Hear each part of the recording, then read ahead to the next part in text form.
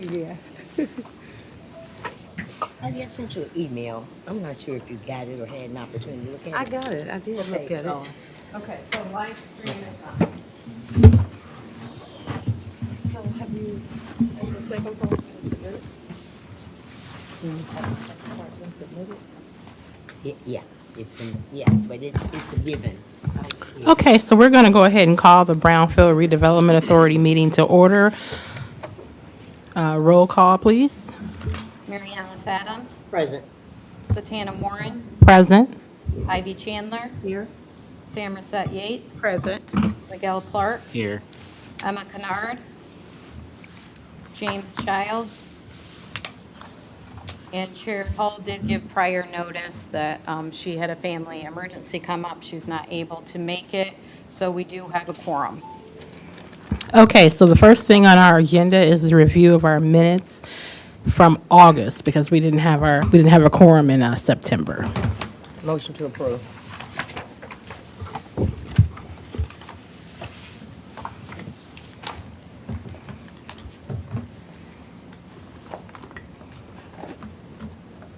Can someone second? I second.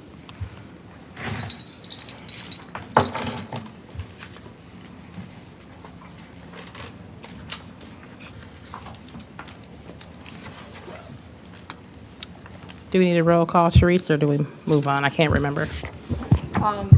We usually tend to do roll calls on this board. But we don't really have to. I don't think we have. Okay, so we'll go ahead and move on. Next up, we have communication. Apologies. We do need to vote, but whether we do it as a roll call or a whole group. Okay, well, let's just do it how we normally do it. That's Okay. fine. Member Adams, Yes. Member Warren, Yes. Member Chandler, Yes. Member Yates, Yes. Member Clark. Yes. Minutes are approved 5-0. Okay, perfect. Next up, we have our communications. So I would like to welcome our new board member, Samoset Yates, who was approved by the City Commission on August 18th. I also have in here, this is really just for informational purposes, there's no action needed, the current board terms. There are a few that are coming up due in October. My understanding is everyone that needed to submitted their applications for reappointment. Just a reminder, it's not up to the board, it's not up to me to have Right. any say who's on. Right. That's all handled through the legislative committee. Right. So if there's any questions, those can go to the mayor's office or the city clerk. Thank you. And welcome Sam Rosette. Thank you.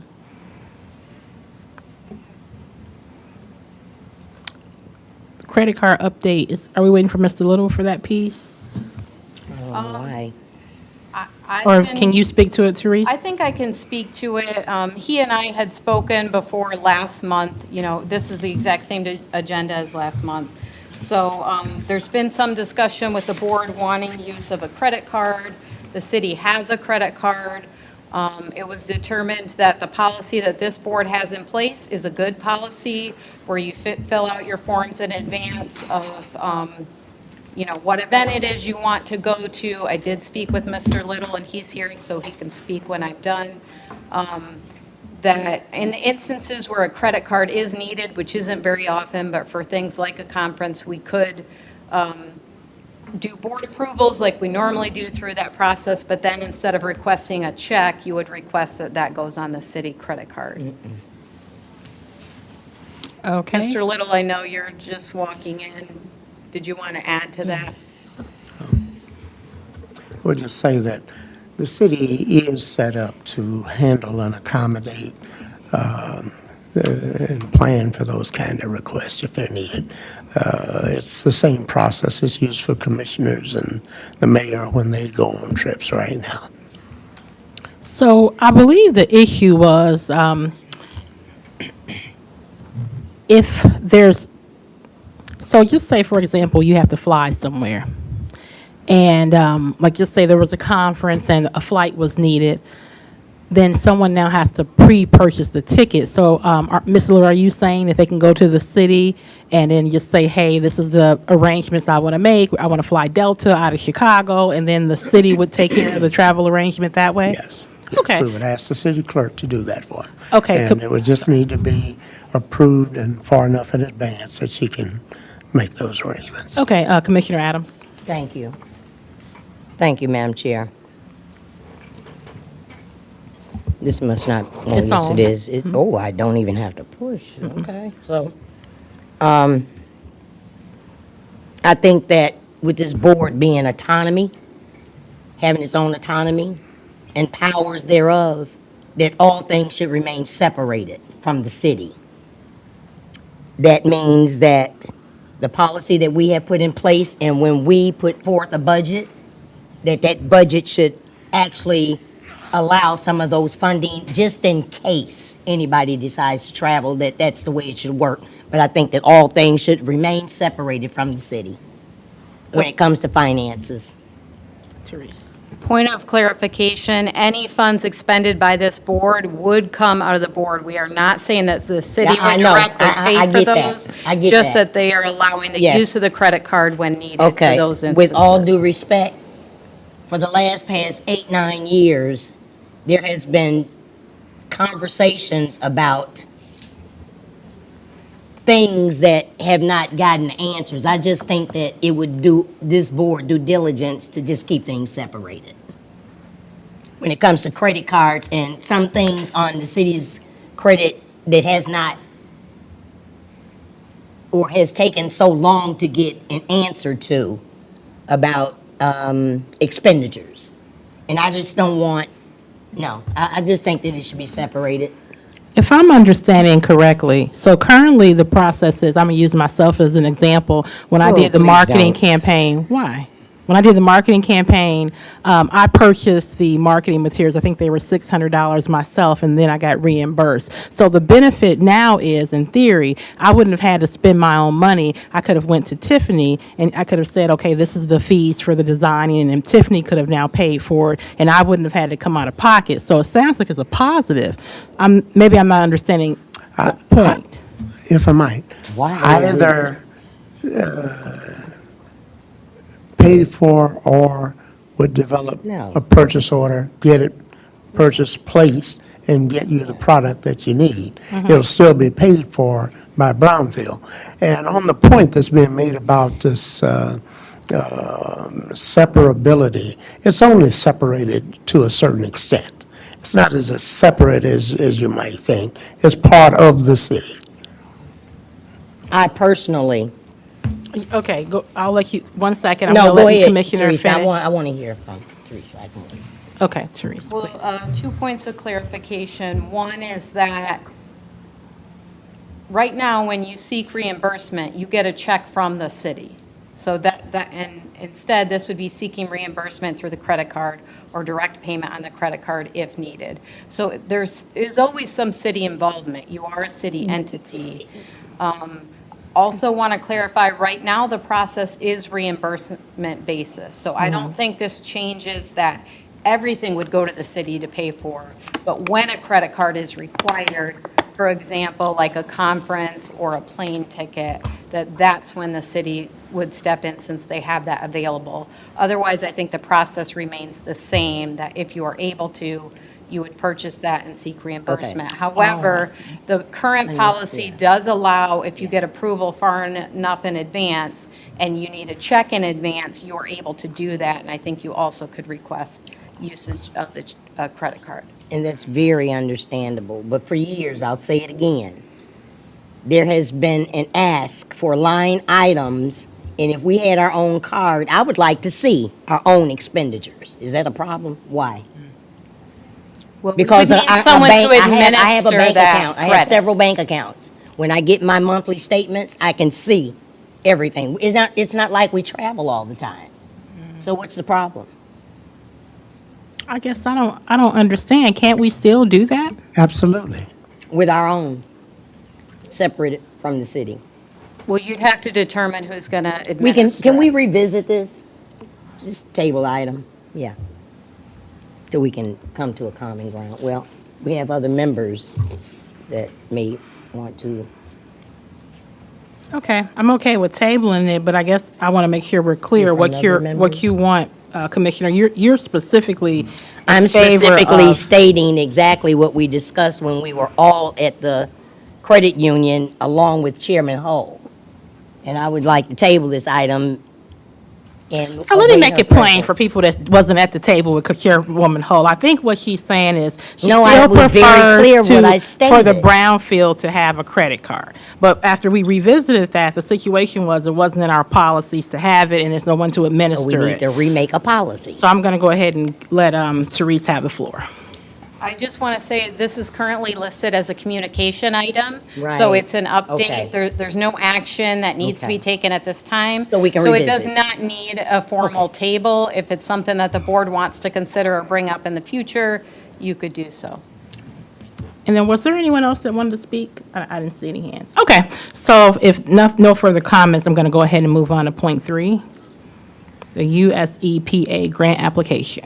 So last year, this board did apply for a US EPA Brownfield Assessment Grant application. Unfortunately, we were not able to get a debriefing. Fishbeck was not allowed to be a part of that. The EPA has changed their policy a couple years ago that they don't want to meet with consultants. They will only meet with cities and brownfield authorities. And so the application was put in under the city, not the Brownfield Authority, because you need a specific, it was changed from a DUNS to a UEI. I think it's like unique entity identifier, that certain Okay. number to apply for the grant. The city has that and established, the BRA does not have that on its own. So it was entered under the city, so that representative under EPA indicated they would reach out to both Mayor Mohammed and City Manager Alex Little. My understanding is there has not been any communication. Is that still accurate, Mr. Little? That's correct. So that's unfortunate. We weren't able to do a debriefing because we were hoping to receive feedback, such as this was a strong application, but maybe you could do a little bit more of this for next time. So we don't have that information. Okay, is that next time upon us? Just a minute, just a couple pieces of information I want to get out there, and then the Okay. board can discuss freely. So that's what happened last year, so we don't know how we did. A couple of changes based on current administration and current information that is out there. Basically, they've taken out the environmental justice screening tool. There's no longer a requirement for minority business reporting and things of that nature. So we think the focus for this year, if you choose to apply, is much more economy revitalization and that type of focus. I will say two other things. One is that this is the last year that there is a larger pool of money that we know will exist because of the bipartisan infrastructure law that former President Biden put in place. Actually, that funding extends through this next year. After that, it drops off, so we don't know what it'll be, but we do anticipate it will be even more competitive. The other point I wanted to point out is Benton Harbor has been the recipient of federal grants that have then been clawed back. So that is a real reality that this community is facing. So that's just kind of several considerations out there. Also, if you choose to apply, perhaps there could be partnership between the city and the BRA. Right now, this is just a communication item. If I could just add something. EPA, as a lot of the federal agencies right now, are in such disarray that we can't reasonably project what's going to happen from 1 month to the next, let alone 1 year to the next. So we're just kind of keeping our ear to the wall on this and trying to figure out where they're going. I don't think they know where they're going. Ms. Chandler? Yes. When we pursued this grant, it was with the understanding that even if we don't get it, the meeting afterwards would be so valuable that it was worth moving forward. So I just want to confirm that when EPA do contact the city, the plan is to have that meeting? We Or certainly will. is EPA saying that they're not going to have it at all? They're not communicating with me as a private Yeah. consultant, so that reach out would have to come directly from the city. Or could we reach out to them and say, we're interested in moving forward with this debriefing meeting so as to determine what we could do better next time? I can pass along that email address to the board if you're interested. Yes. And I'd also like to confirm whether or not, once EPA has reached out to the city, if they do so before we meet again, the plan is to have a board member present at that debriefing, along with the manager and the mayor. I agree. I would certainly have no problem with that. Okay. In fact, if they would allow us to, I would even invite Teresa to also be Absolutely. present. Yes. Okay. I think they've specifically Said said they they didn't will, want they that. will not allow that. But appreciate it. Commissioner Adams. I dare not sit here and be quiet when I hold valuable information after sitting at so many different tables for my community. I just heard you mention some things that I just happen to be involved with. And I was hoping that when I brought this forth, it was I that brought, is that what we're talking about? The grant that having to do with the Brownfield? This is for that- brownfield assessment, so. Yes, that Testing that's assessment that I needed on brought site forth. and cleanup planning. Right, the assessment that I brought forth, and because nobody else had what the city has to be able to apply with the SAMs and all the numbers, okay, so the city of Benton Harbor has a partnership with Project Need Foundation. And that's what I brought this forward for, in operation with Project Need, along with the city in partnership. Now, see, the ship is still moving.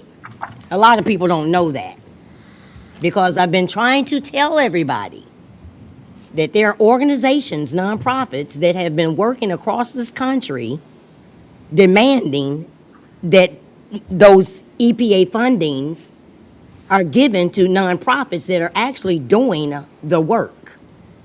Because city governments, local municipalities and villages, these are the conversations that's been had. Now,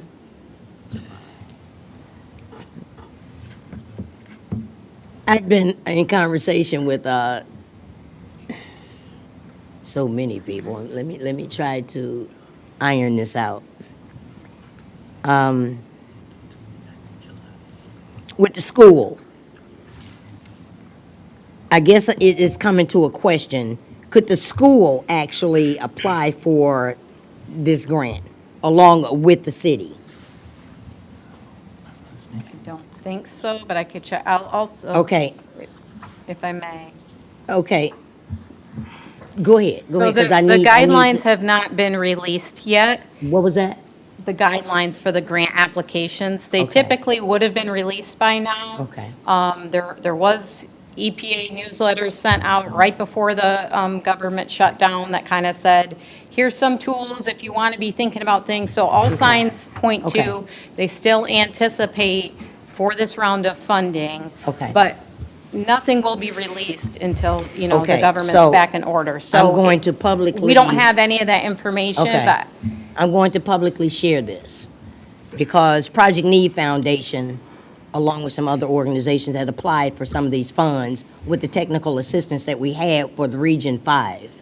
We were awarded the money, but because of the government shutdown, we were redirected and re-awarded some funding for pretty much the question that I was asking you about education, and that's why I keep bringing our school into it, because we are trying our best to educate our children and put them on a path to do something like what you do, to do the environmental cleanup, to learn more about the air, water, and soil that keep us alive. But we were awarded these funds.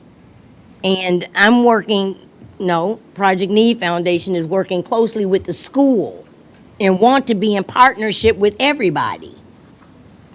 And it seems like others are making it so difficult. When it's really simple, if everybody would just come to the table, just like somebody should have been at that, it would have been nice to be privy to the information that Ms. Chandler just brought forth. If I had have known the specs of what was required and what was submitted to EPA, would have been nice. That was presented to this board. Okay, because maybe I was too busy to, I guess I bagged back because I wasn't invited to be involved. And I guess that was what she was actually just saying, were you not? About what? Somebody being, one of the board members being, Being yeah, at the debriefing. yes. So can we this is so much, can we make it It's a plain, lot. plain It's a lot. and simple? That's why we So are what an we're- underserved community, because we rush through things and we don't take care of business. What I think what you're saying, to sum it up so everyone can easily understand, you're saying you would love to get this grant and use it for education, right? I would love to get this grant and do whatever it needs to be, whatever we can make it do for this community, period. Okay, I heard the school board, okay. So at the end of the day, what I want to do is make sure we're having a meeting that's crystal clear and we make it plain. So maybe you understand, Teresa, and you can make it clear so anybody watching it understands, and, Please. because I'm not 100% clear. Yeah, I'm a little bit What do we need to confused, do? Mary, What do we need to do? Member Adams, of exactly where you're going here. Every grant, every funding opportunity has to be used for a specific purpose, Yep. is eligible for certain entities to apply, and has its own constraints. So there is a lot of good, there is a lot of need in the community, and not every tool is going to be the right fit for each opportunity. This specific application we're talking about here is specifically just used for environmental assessment and cleanup planning. It is only open to certain entities to apply. I'm not aware that a school board is one of them, but Okay. again, the specific guidelines have not been released. Okay, so what I As of just right heard you now, say, this is a communications item. You could wait, and if that comes forward and you want to apply, you can. Okay. If this board knew they wanted to apply, it would be great to get started on that, Okay. because we know the level of effort. But Okay. I'm not hearing that at this okay, point in but time. just very quickly, and we can move on. I just heard you say assessment. So does that mean that it's for a consultant It to is- do an assessment to receive this grant? So how this type of grant works, if the Brownfield Authority and/or the city, or however that partnership works, is the grantee has to do a competitive bidding process to select an environmental Okay. professional to Okay. complete the work. Like your organization? Like my Okay, all right. organization. You just answered my question. Thank you. Whoever is selected Okay. under the grant is the only one that is allowed to Yeah. do that work. Yeah, That would be a separate Yeah. process if you got that. okay. Are there any additional comments from the board? I think he said something about that the people that reach out to the mayor and the city manager, right? That's over Eagle. I'm glad I sent them the Right. information. Those were the two that were mentioned that EPA would be reaching out to. So back in July, when they did like a protest or something in front of the Army, the director of Eagle was in town back in July. So why there were no conversation back then? Someone from EPA was in town? Yes, Phil. It might not have been this, I mean, EPA is a large organization, so it might not have been the It's too much work. folks specifically. Okay. I believe I there- can't speak for EPA specifically. I'm only relaying the information that was given to me. In previous years, consultants were allowed to be part of that debriefing. Fishbeck, and formerly we were in Virologic, were involved in a lot of those meetings. We found it quite useful. Our community members found it useful to have us as part of the conversation, but I respect EPA's decision in wanting it to be truly just speaking with the applicants and not a private consultant, because at the time that you apply, you don't know who your environmental consultant will be for the grant because there is a requirement to do a competitive bidding process as part of that. So I respect where they're coming from. I cannot speak directly for the EPA. I'm only relaying the information that was relayed to me.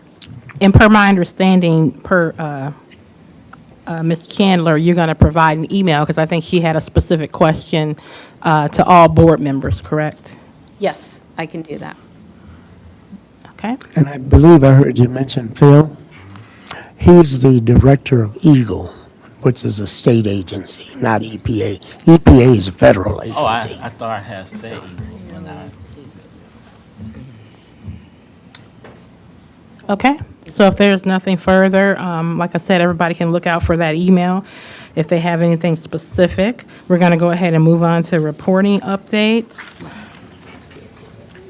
So all brownfield authorities are required to report on any active brownfield plans that you have, whether you're collecting tax increment or not.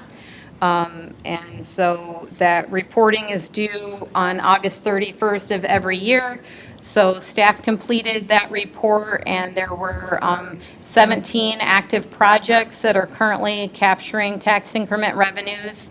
And then one report was filed regarding the balance of your local brownfield revolving fund. So all that reporting is complete. There's no action needed. Okay, next up, we have public comment. Yeah, if you want to come on up, Trenton. Was there a list, Therese, of anyone that signed up, or is it just No, Mr. and Bone? we do Okay. have you as a separate item. Okay, also. so no public comments then? Okay. So next up, we have, it's no committee reports, so we're going to go ahead and move into treasurer's report. If you have a packet, turn to pages 8 through 10.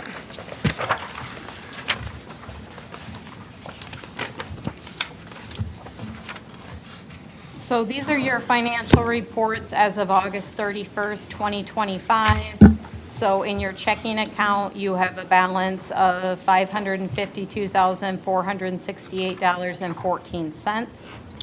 In your money market account, you have a total of $219,452.15. That is your LBRF. When we get to the budget, there are still a couple of existing items coming out of there, but I know this board has been interested in knowing the balance of that, so it's around 200,000. So your total assets are $771,940.29. And then your current liabilities are $771,940.29. So let's move on to our statement of income and expense. On the left, you have just for August, and then your fiscal year starts in July. So on the right, this is year-to-date, so July and August. You've made just over $600 in interest on your bank account. These are your expenses. I believe these are this month's expenses that you will be considering for the checks for Plant Moran is your financial services, Fishback for your brownfield advising, and we do have one legal invoice that we will get to. And you'll see we do have a net negative income for the month.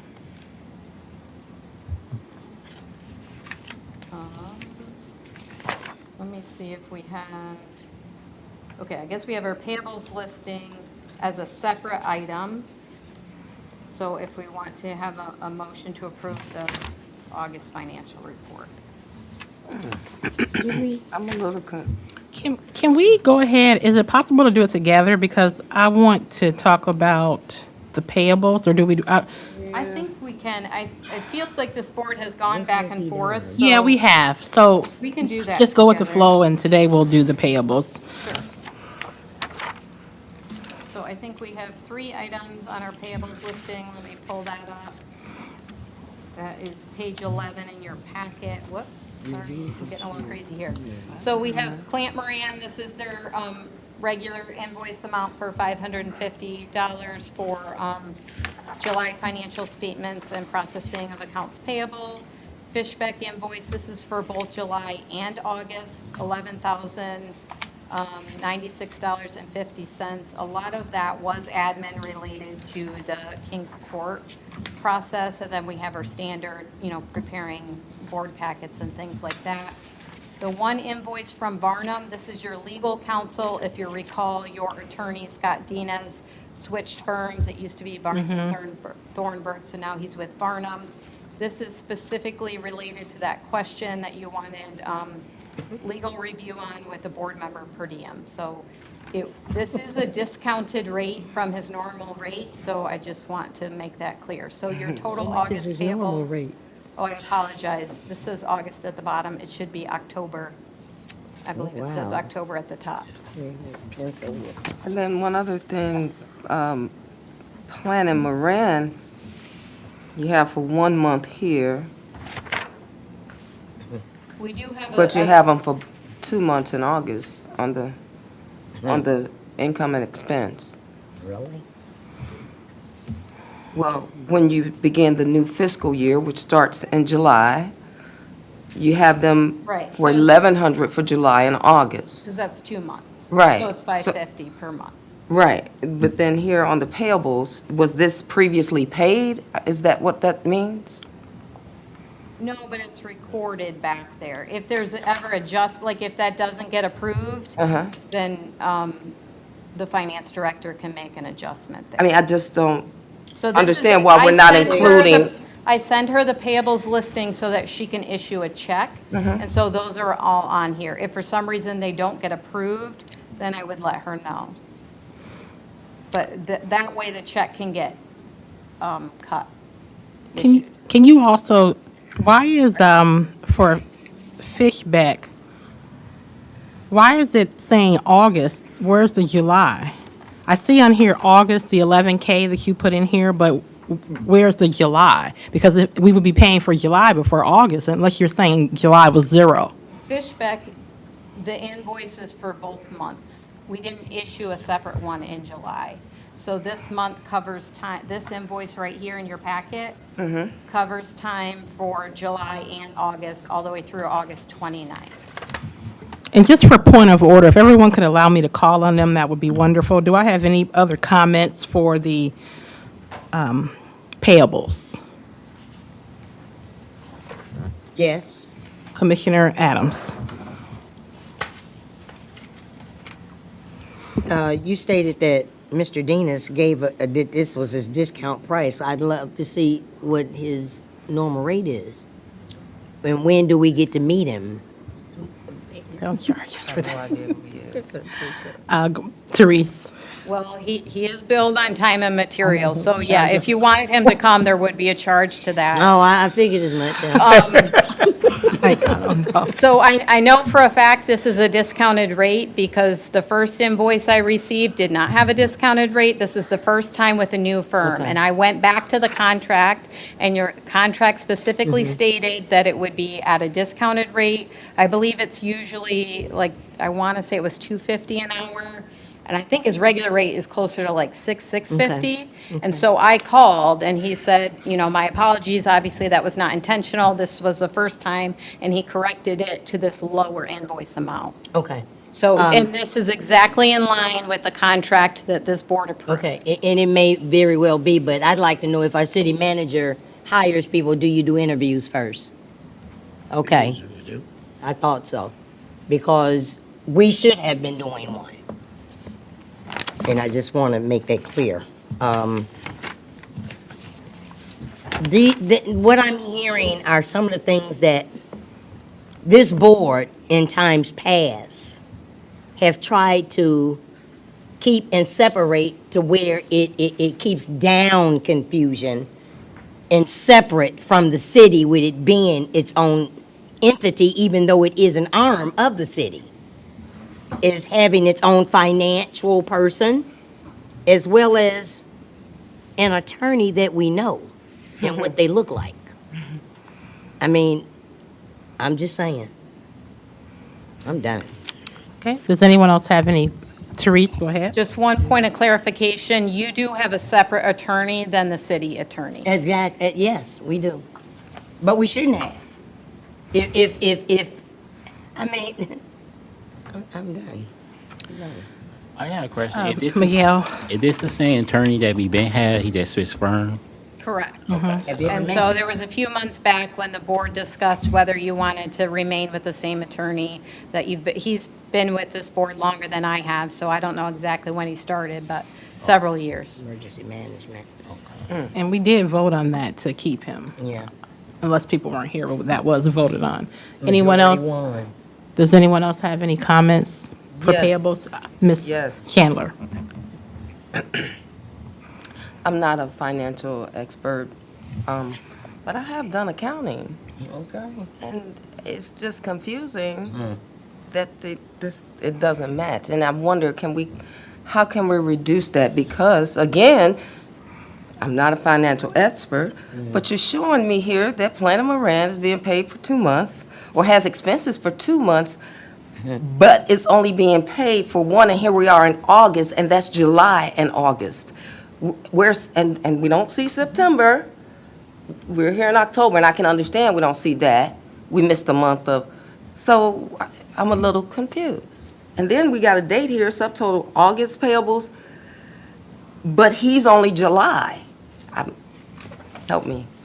Therese, please. Absolutely, and I appreciate you asking the question, because this is exactly what the board should do.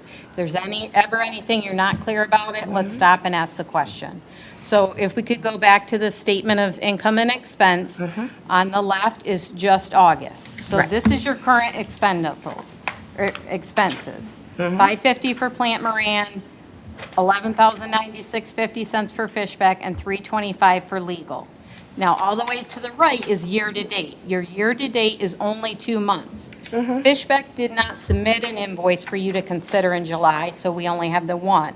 Legal did not submit an invoice for you to consider because that was related to one specific request. It's not a monthly fee. So that's why you see Plant Moran as 2, because they did have an invoice in July and an invoice in August. But if you look over here on the left, there's no discrepancy. That's exactly what you see in your payables. Okay. I will take ownership of, on the payables listing, it says October 9th here. I am the one that did not catch down here that it said August payables. That should say October payables. So Therese, I don't, But you're telling me this is all the way to the right. To the left is the previous, No, to the left is this month. okay, to the left is August, to the right is July and August, right? Yeah. And then over here, on the right, you have July and August for Fishback, $11,000. 1,100. Or $1,100, right? 11,000. It has 1,100 on here. 1,100, you mean? No, there's, Fishback is 11,000. 11,000, So you got Fishback for $11,000 that you're paying out. And you've got Moran for $1,100, but you're only paying them $550. No, you already approved the previous one in July.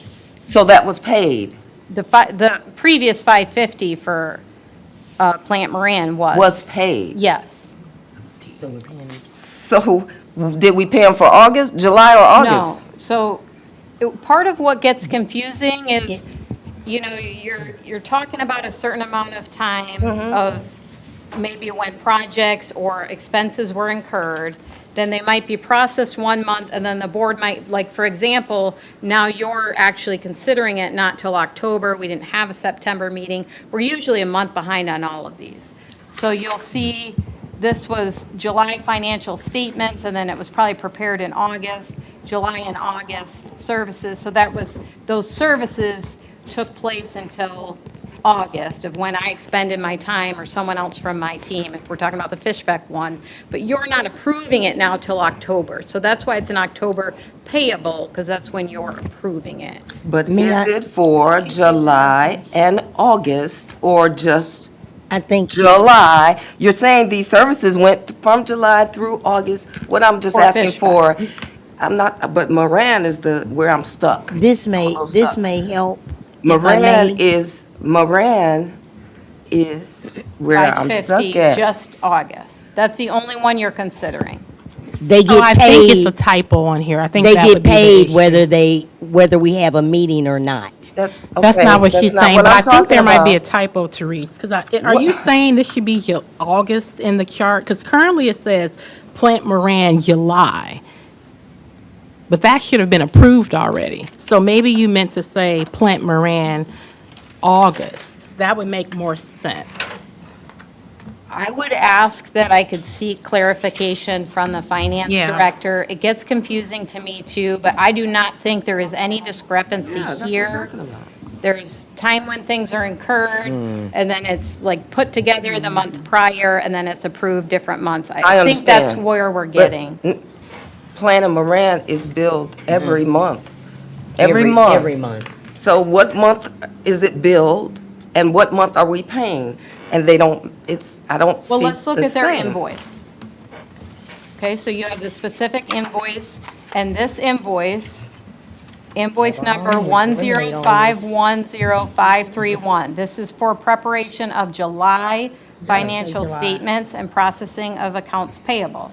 So then go back to your payables listing. Yeah. Plant Moran invoice 10510,531, preparation of July financial statements and processing of accounts payable. So I don't think there is a Yep. discrepancy. Okay, so But I this- guess, This is dated August 29th, right? Their The invoice date? Their invoice is dated August 29th for services that they rendered in July. No, they didn't, so. Or they- for services for regarding that preparation time. of July stuff. Yes, So this is an August invoice, yes. is it not? So it should, so they generated it in August. Your board normally would consider it in September, but you didn't have a September meeting, so now you're considering it in October. I have since received another invoice from Plant Moran. It's not yet on your agenda yet. You will get it next time you meet. For what Typic- month is that one? Well, that would be August, if this is July. How, this is dated August 29th, Yes, that's the issue They- date of the they- invoice. dated August 29th. So they date a month back? I mean, a month, Billing. you see what I'm saying? Are they billing us? If they billing us August 29th, isn't it for the month of August? No, not necessarily. Not Usually it's a necessarily. month behind, because you have to have all your timesheets approved, all your entries, and go through that. And then once everything's ready to go, then I it can gets see that, I updated. can see that August 3rd or 4th or 5th. I'm gonna bill you for everything I did for you in July. This is August 29th. This is why we also So, need our own audit. we're going to sum this up, because I think you're clear on Ms. Chandler's real. point, but what I want to say, Teresa, is in most cases, people are happy when their invoice is late, because you can earn a 2 or 3 cent on interest. However, to make everybody life a little bit easier, and to make it consistent and clear, is there a way that we can get this consistent? So Yeah. can Plant Moran, if they're going to do this, and just say we had a say-so a month ago, can we do July and August? I don't think that it's too much to ask, if we're meeting on 10/9, for them to give you an August invoice sometime in September. I don't think that's a lot to ask. So is there a way that we can make this payables consistent? So if we're doing July, July, July, July, because if we had that, I don't think we'd be spending 15 minutes discussing it. Go ahead. First of all, I just want to say, I cannot speak for Plant Moran. I don't Right. work for them, so I can't make any promises. I've had And we need to Rhonda put out Hildebrand RFP explain this to for me our own. before too, because sometimes I get confused. Period. They're always going to have the previous time, and then it's going to be issued whenever their accounting system issues that. I mean, like I said, I have since gotten one that was dated in September, but this agenda was already approved, so I didn't add it on there. But it's always going to be issued a month later than what the services are for, because you're tracking what was essentially the month before that was already approved. So I think if we need further clarification, we would have to ask the finance director to come in to speak to that, and/or I can ask her to provide an email written response that I could read at the next meeting. For now, I would ask that if the board is comfortable, they approve these invoices that are exactly like how we've had them for every other month. If you are not comfortable, it's obviously your discretion of what you approve. Does anyone else have, did you ever give your comment, Commissioner Adams? I don't recall us approving. I don't think 2 anybody months want to hear my previous. comment, but I do have a question. Has the taxes been released? The summer taxes? Captured for the Brownfield? So we usually get stuff, We haven't gotten no taxes? we only just finally got all of 2024 just realized a few months ago. So, I mean, it's, I mean, we can't help that, yeah. right, and last year it seemed to be, from my understanding, and, you know, I've only been here a little over a year, I think.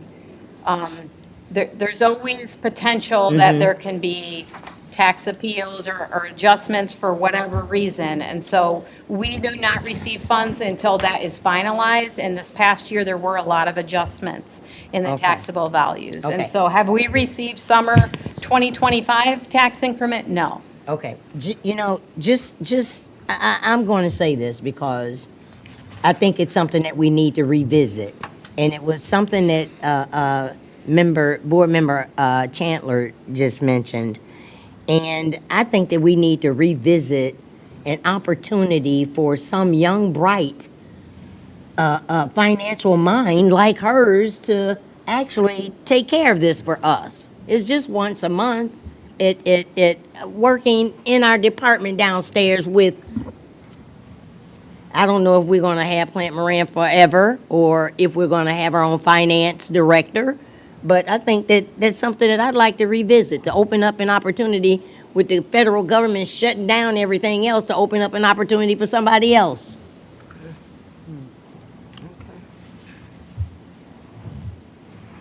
Is there, oh, Miguel?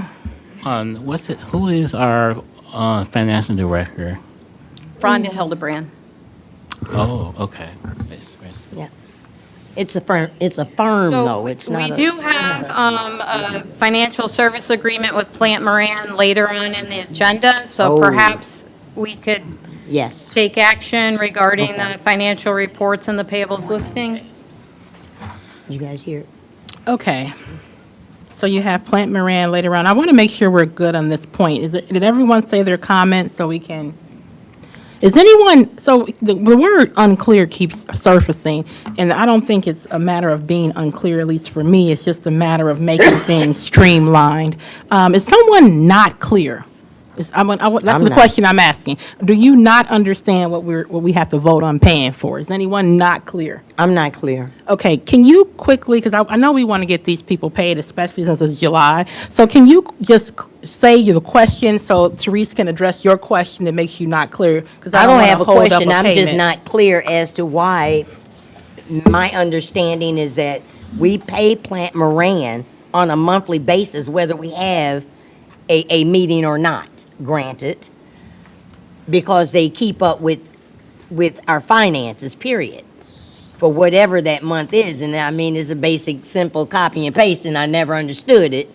But not being a financial savvy person, that my understanding is just zero as to the question that Member Chandler brought up. And I don't think that it's been clarified yet, you know, just. Is there anyone else that's not clear on what we need to vote on? Okay? Member Chandler? I'm clear on what we need to vote on. Where I'm stuck is that, you know, this might not look or seem, it's not even about the money. It's about, I don't want to be voting on something assuming that I understand and it ain't right. You know what I'm saying? Especially when it comes to money. So I don't understand why we're 2 months behind. I think she's showing me something where it occurred previously, but apparently I didn't understand that it's going to be an ongoing thing. And I don't understand why it would take them a whole month to bill for July. I'm sure, since we're their customers, they wouldn't have a problem with accommodating us and getting this to us like a little sooner. You know, Well, you possible. still can only consider it once a month when you meet. Right, Yes. right. And if we've got it at the beginning of the month, as opposed to this, then we won't be looking at some 3 months previous. Okay, so you'd be more comfortable if it just was issued earlier in the month? Yes, if We only meet once. this date if they dated this August 29th, and it's saying it's for a service that occurred for July, and we're here in October. Okay. That's just a little So they problematic complete it to me. they complete it in August. They did the work in July, they billed No, it in August. No, they did the work, I believe they did the work in August regarding the financials of July, because they have to have those financials, the bank statements have to be ready. Right, She right. pulls them from the bank every month So, before she can do that work. So you can't do it too early in the month. It's always an Okay. issue of her trying to Yeah. get it to me right Yeah. in time for the meeting, because you Okay. already have it the second meeting of the month. So Okay. I think it's simply just an issue of timing. timelines. Okay. And This is also the the- same format We missed, I think also because we missed the month. So what I did, and Yeah. I was showing Ms. Chandler, I pulled up August. And I'm looking at the August payables, and it was for June.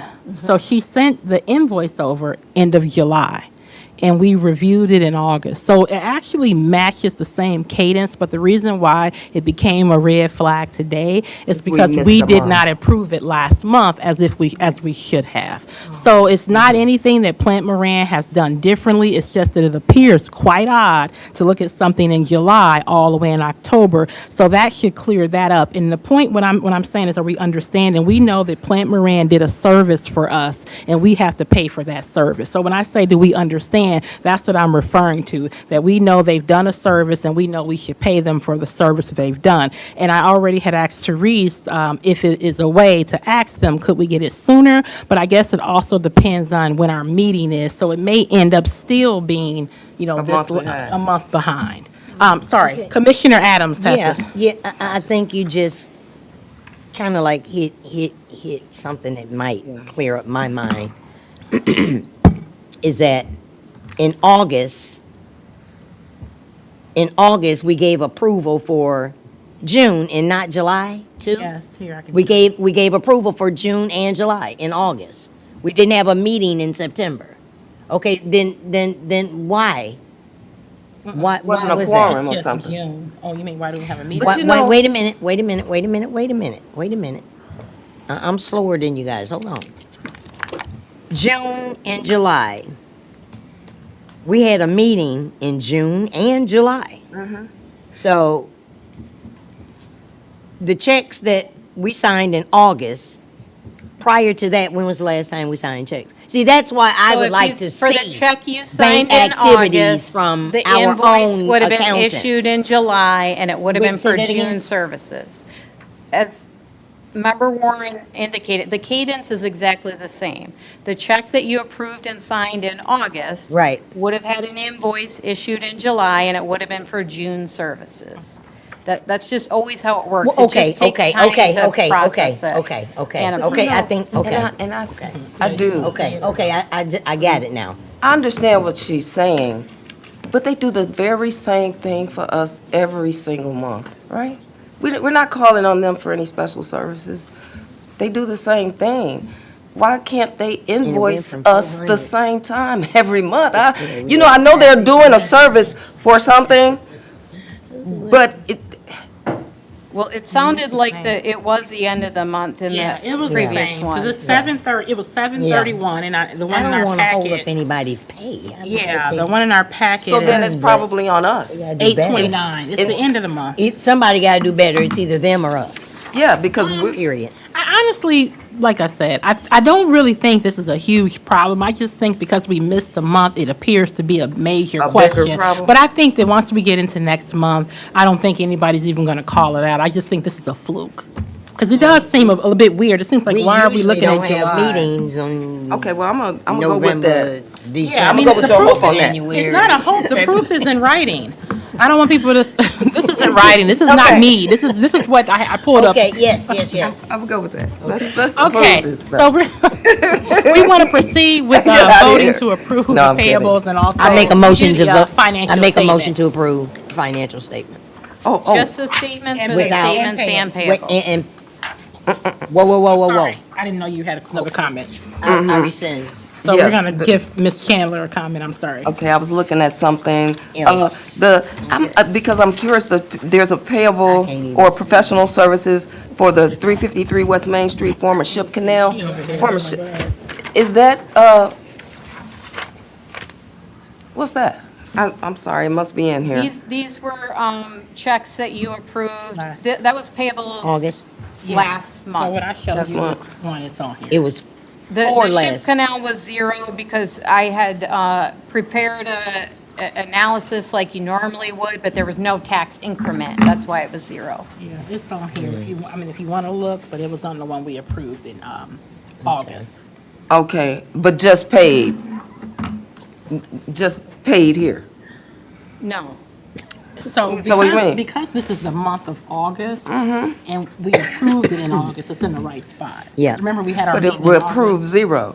Because that's how she had it on here. Right, so now here we are, July, and this is a payout, or what is this for? It's year to date, so that would be, anything that's on here, that would be from July.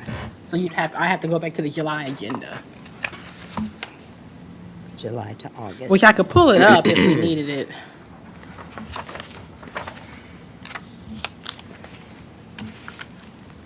You see what I'm saying? Like, Former that's year Ship to Canal. date, so that's July, August, but this is only August, which is what we approved, but I Right. can go back to July if you want me to see, can I find that real quick?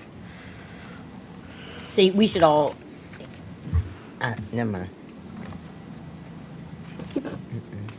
And it's not coming up, so unfortunately, it's too. It's not coming out. Okay, well, let's go keep it moving. Item of activity. Okay, so does anyone want to make a motion to approve the financial statements and also payables? Make a motion to approve the payables and finance. Miguel, second, support. We want to do a roll call vote on Yes. this? Mhm. Member Adams? Yes. Member Warren? Yes. Member Chandler? Okay, yes. Member Yates? Oh, she was her first day. I don't know. It's her first day. If you don't, You can if you don't feel abstain. comfortable, you can abstain if you don't understand what it was. Because she's on the wrong page. I don't know if you can tell. Or if her. what you've Tell her heard. What page you're on. Yeah, right there. We're approving these. Yes. Member Clark? Yes. So the financial statements and payables listing are approved 5-0. Okay. Thank God. Okay, we're getting to our budget. Yes. And that's page 17 for anyone that's following along.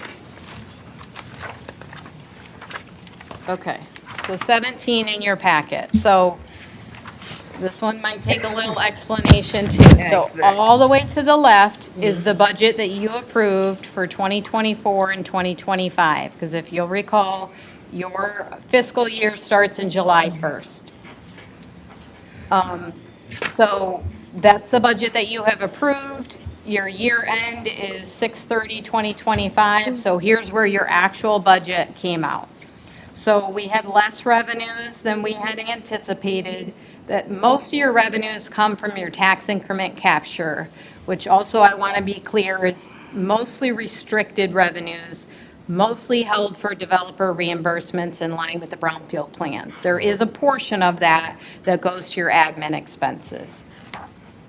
As I already mentioned earlier, for whatever reason, and that's What was the your city admin? assessor would have more information, What but was the admin if those she taxable values adjust and they haven't formally been approved, we don't get our funding until that's 100% set, this is what they know they are. So that was much later this year.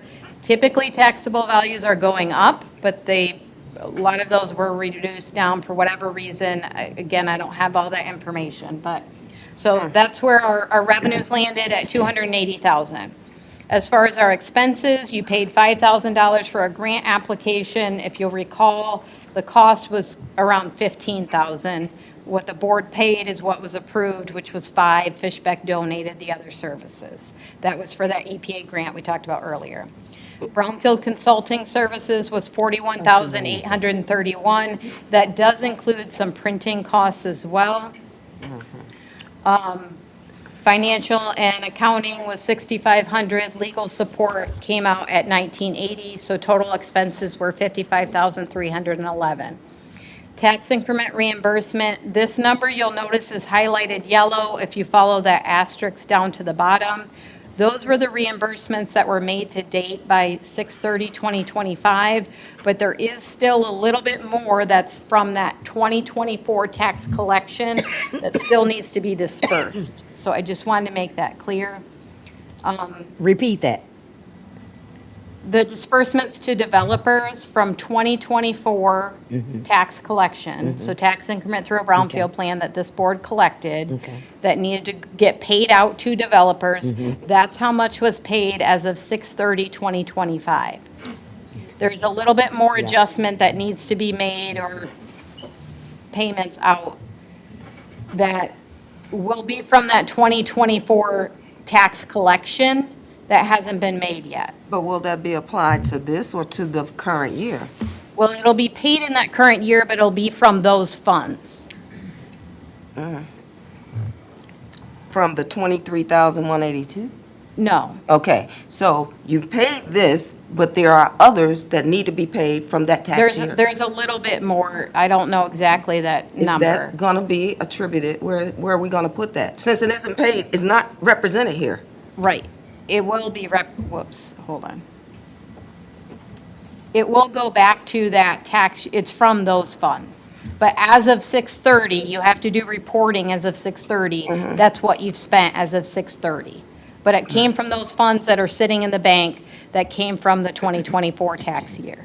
So when you see your balance in there, some of those funds are restricted to developer reimbursement. So anytime when you have your normal bank account, you can't just spend that on whatever. There's a certain amount that does need to be held for developer reimbursements.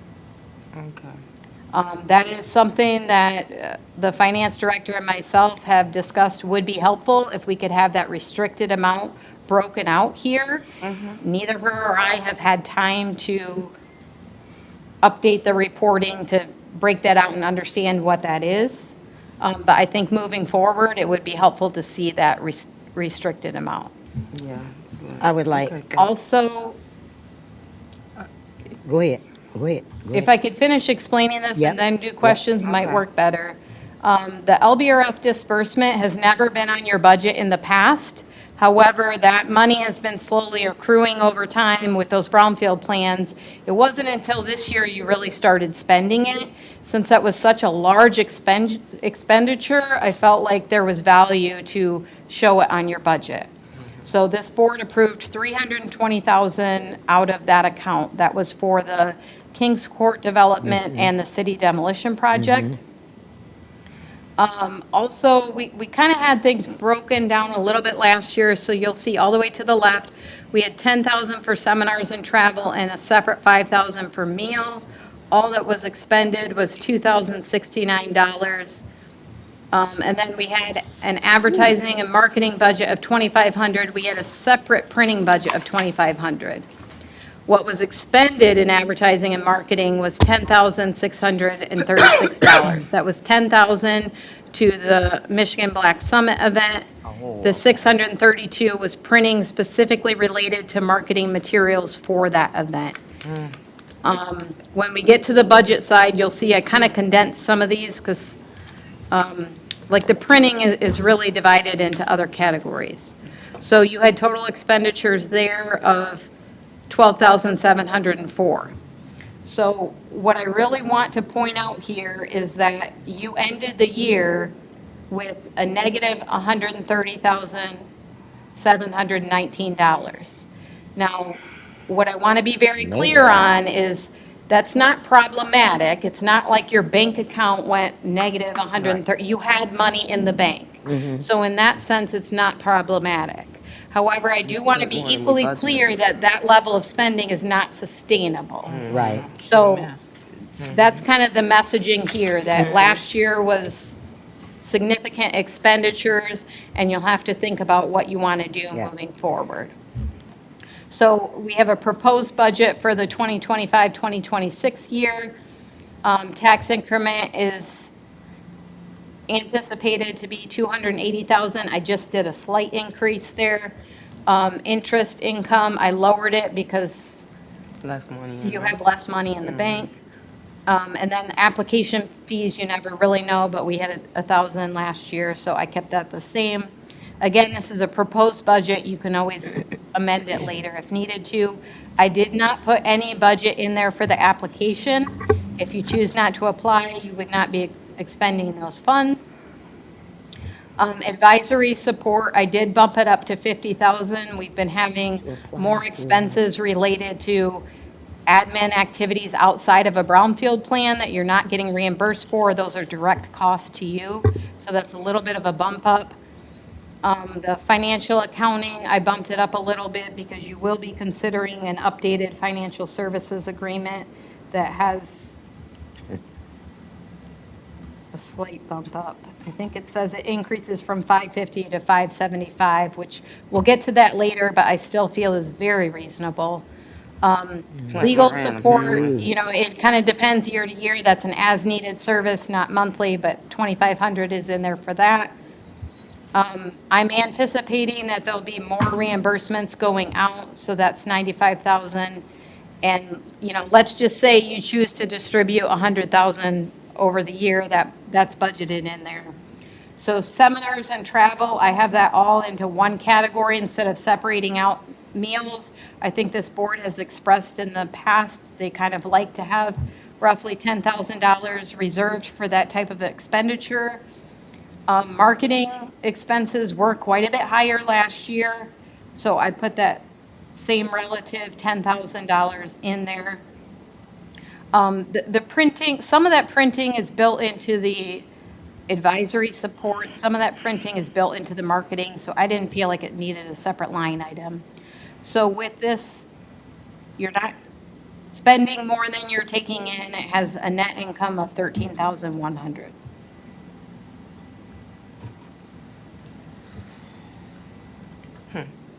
Okay, I do have a question. Member Chandler. For the EPA assessment grant application, when we discussed that, it was expected that if we did not get the grant, it would be good that we would have this debriefing and know moving forward how better to get the grant for the next time. So, should I take your leaving that out as maybe you don't agree we should pursue that grant anymore? Or otherwise, I would think we would budget for it if we need it and intend to reapply. I was hopeful that we would have had some discussion whether we were going to do that or not. We didn't meet last month. I feel like I tried to talk about it the month before. I didn't want to budget for something that this board did not show favorably that they were anticipating to do. Now, you can say, we want to amend that budget and we want to put that in, and we can vote on that today. You can also later say, you know what, it wasn't in our budget, but this is something we want to do. This is just a proposed budget. I wouldn't take any value or opinion from me one way or another regarding the application. Conflict? No, I don't think it's a conflict. I hadn't heard a positive expression that you were leaning towards that way, so I didn't build it in. But My question becomes, when we initially had this conversation about us applying for this grant, that we agreed to pay Fishback $5,000 correct. for it, and you stated that, that we had applied for the grant, did we not? Correct? And that Fishback didn't charge us. No, we But- incurred about $15,000 in expenses to prepare. It takes about 400 hours to Okay. put these grant Okay, applications. okay, There's a okay, lot of okay, work. so I misheard. So Yeah. we agreed that this board voted on and approved $5,000. That's Okay, all we okay, charged you. okay. We donated Okay, the that's what extra it was. amount. Okay, okay. So, okay. You mentioned something about the admin. Was that the admin cost that you mentioned earlier? that was affiliated with that cost? Or was that somewhere else? The grant application has always been tracked separately than our Brownfield advisory support. Okay, You might have been talking about the increase in admin for Okay. the King's Court review, because that is not within a Brownfield plan, so that was a direct cost. I don't oh, know if that's what you're talking about. when you mentioned something about there was an admin cost, so that would have been it? Well, any of our advisory services to this board are Right, right. covered in that admin, with the exception of the grant application was a separate cost. Okay, Anything else would okay. be in that advisory Okay. support. Okay, I guess category. my next question would be, the funds that we pay for the demo, was everything demoed? We got an update? That's later on the agenda. Okay, okay. So Mr. Little had a comment. I was just going to say two things. I'm going to need to leave in about 10, 15 minutes. But on the subject of applying for that grant again this year, I honestly, for what it's worth, think we'd be wasting our time to do it this time. I think we ought to look to see if things settle down to where the following year we might have a better chance. And it is still possible that that office will get straightened out to where we may get a chance to have that debriefing. It just depends, but the personnel has been changing over. Even our state office that works closely with us on a number of things are having their challenges in terms of communications. So I don't think you'll be losing anything there. And I would say I agree with that. If the cost was 15,000, even if we didn't pay 15,000, we were talking about 400 hours, and we have no idea if we did anything right or what we did wrong. I really definitely think that feedback would be needed before we proceed. I don't know who was first, but I'll go with Chandler. Well, given that the expectation is that the funding for that particular grant will be significantly reduced after the upcoming year, I don't think there's any reason that we should wait. If we deemed in the beginning that it was of value to us and we pursued the grant at $5,000, understanding that the time was short and we might not get the grant, but that it would be valuable information for us moving forward into the next year. That was the plan. That was what I understood the plan to be. Then I don't agree that we should not pursue it now and wait for a time that the funding will be significantly less and more competitive. So I'm going to, I'll let I Mr. want- Little respond to that, and then Commissioner will be next. I was just going to say that you could easily just submit the exact same grant. I don't believe it was a matter of us doing anything wrong. I mean, recognize that we had a $20 million grant that was approved. Amen. That we didn't get any money Didn't on. get it. And we had another $3.3 million grant that was approved and we didn't get a dollar on it. So, I mean. But that's still up in the air, right? From my understanding, that is in court right now or It something. is. Where It people is are in still court. trying to Okay, get those so- funds that were approved, that's now been But you see clawed what's back. happening with the courts. I do. Okay, so we're going to have, go ahead and let Commissioner, I know we got to. So there's a whole lot of things in court, Yeah. including some of the funding that we're about to get. Yeah. So, the courts, they have won, it's just a matter of getting rid of, and getting some people out of the way.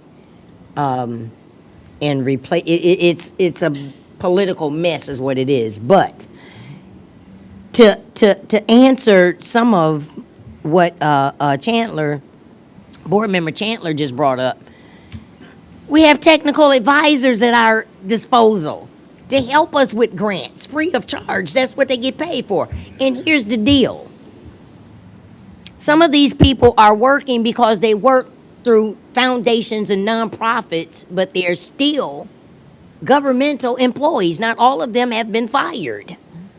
Now, if I got this information, somebody else ain't doing something they supposed to be doing. Okay, Therese? Well, just one point of order. We're just talking about the budget right now. Yeah, yeah, I do exactly. understand Yep. the grant application is a line item on here, but we did already have that as a separate item, and there was no action Okay. taken. I also, So there wasn't, okay. I want to speak a little bit to the conversations I've had with Chair Hull. I want to be very clear, I am not speaking for her. She is Right. not here, Right. but I'm just relaying some conversations that she and I have had, is that, one, she does think you need a budget for marketing. You have to be able to get the messaging out there to developers that have the resources to make things happen of what this board can and cannot do. Okay. That was one comment she made to me. Another one was that, you know, it may not be a bad idea to kind of take a step back and reassess where you're at before you make further funding decisions. That Okay. perhaps, right now at this meeting, we kind of just think about where we're at, Yeah, and it might be a good idea to, and this is my words here, it might be a good idea to kind of strategize. What is your mission? What is your goal? What do you want your funding expenditures to look like for next year? So that, because we know we can't expend as much as we did last year. So maybe coming up with a plan might be a wise decision before you decide what to do. So again, as of right now, we're just approving this budget. It is a proposed budget, so you can make any adjustments later if you voted in today. But we do need action on this, and right now, we do not have a motion on the table. okay, so before the motion comes forth, do we need to get a retreat or something to come up with that strategizing? I think But we do. I make a the motion board that itself we, We have a 10K in there. yeah, I make a motion that, Pass the budget. yes, because it's revisable. I second it. Okay, so we have a motion from Adams to approve the budget as proposed, and support from Chandler. Yes, ma'am.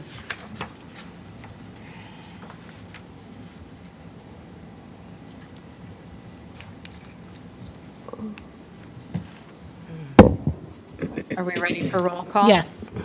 Member Adams? Yes, Member Warren? Yes. Member Chandler? Yes. Member Yates? Yes.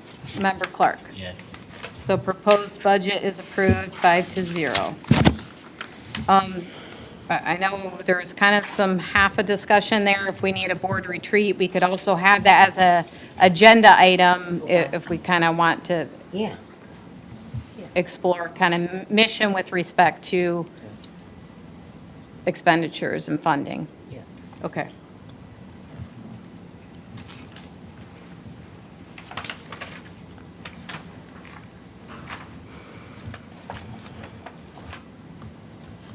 Okay.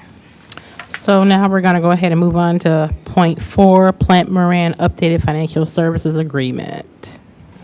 And it's actually effective September 1st. Yes. So this started September 1st, so that invoice that I did receive that is not in your packet, because you haven't approved this yet, will have this higher rate.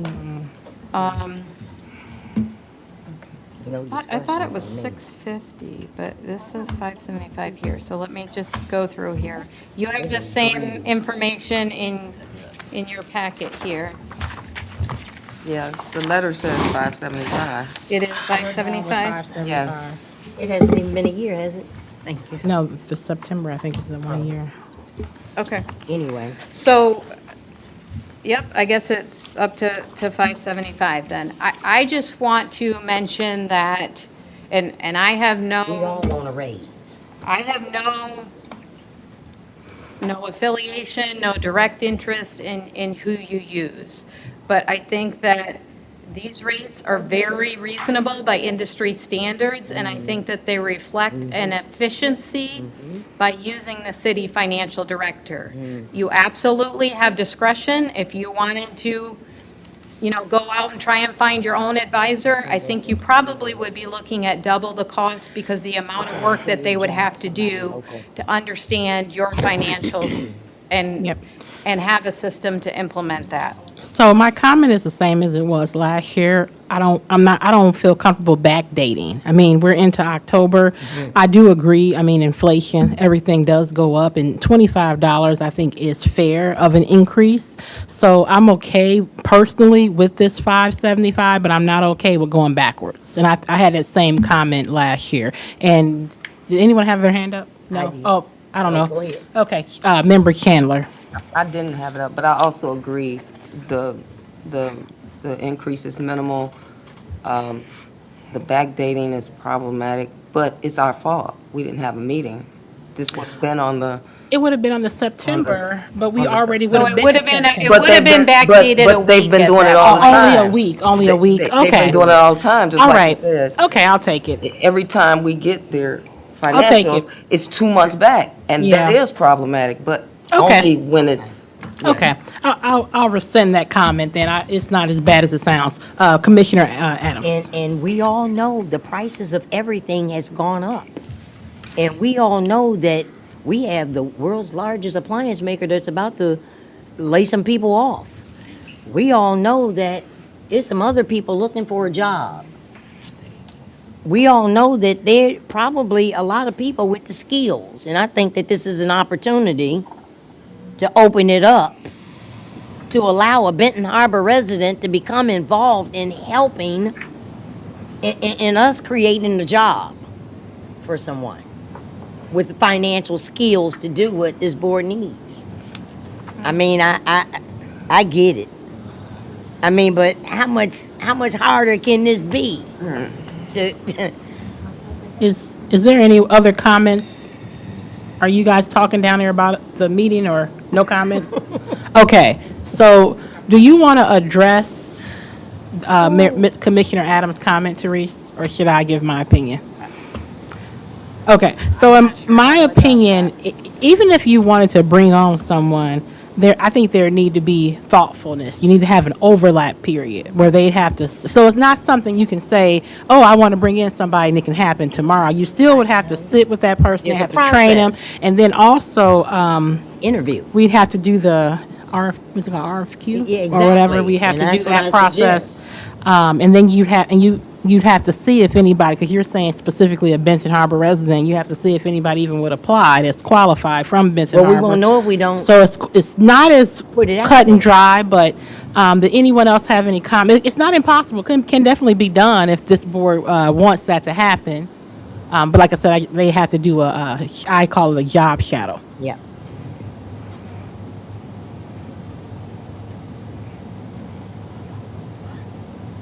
I mean, I'm just. Does anybody else have any comments on that specific point? No?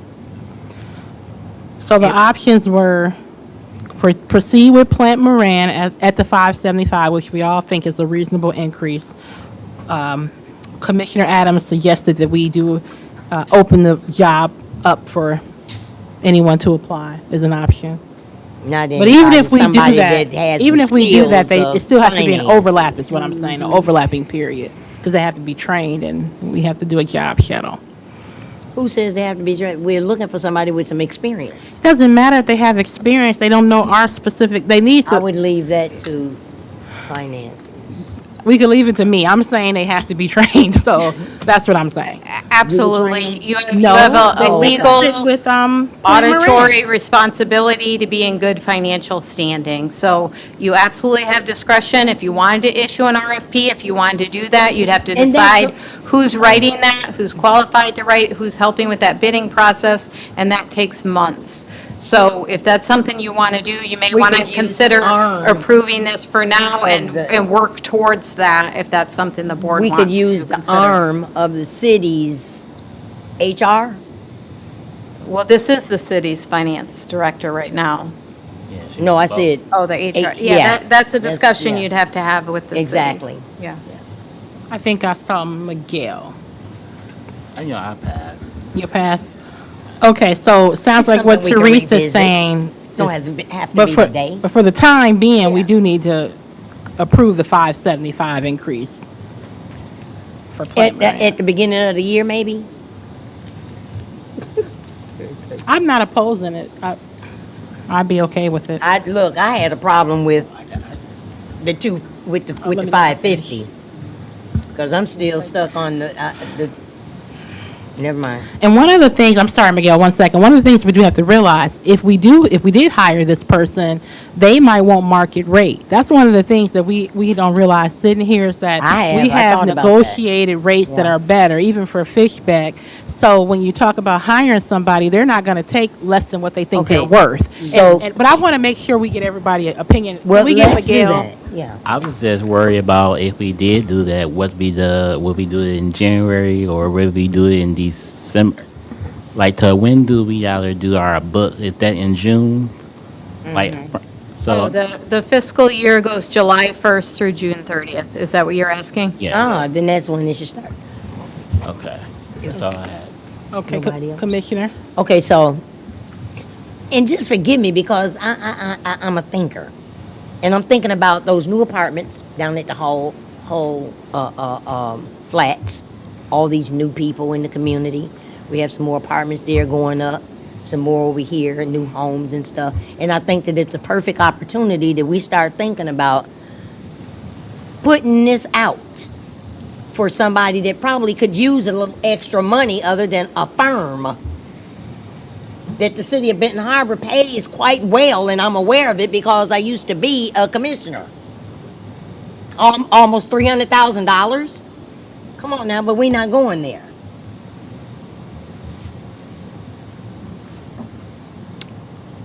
Okay, so for today, we will do a vote on the price increase from 550 to 575. So we don't have any motion currently on the table.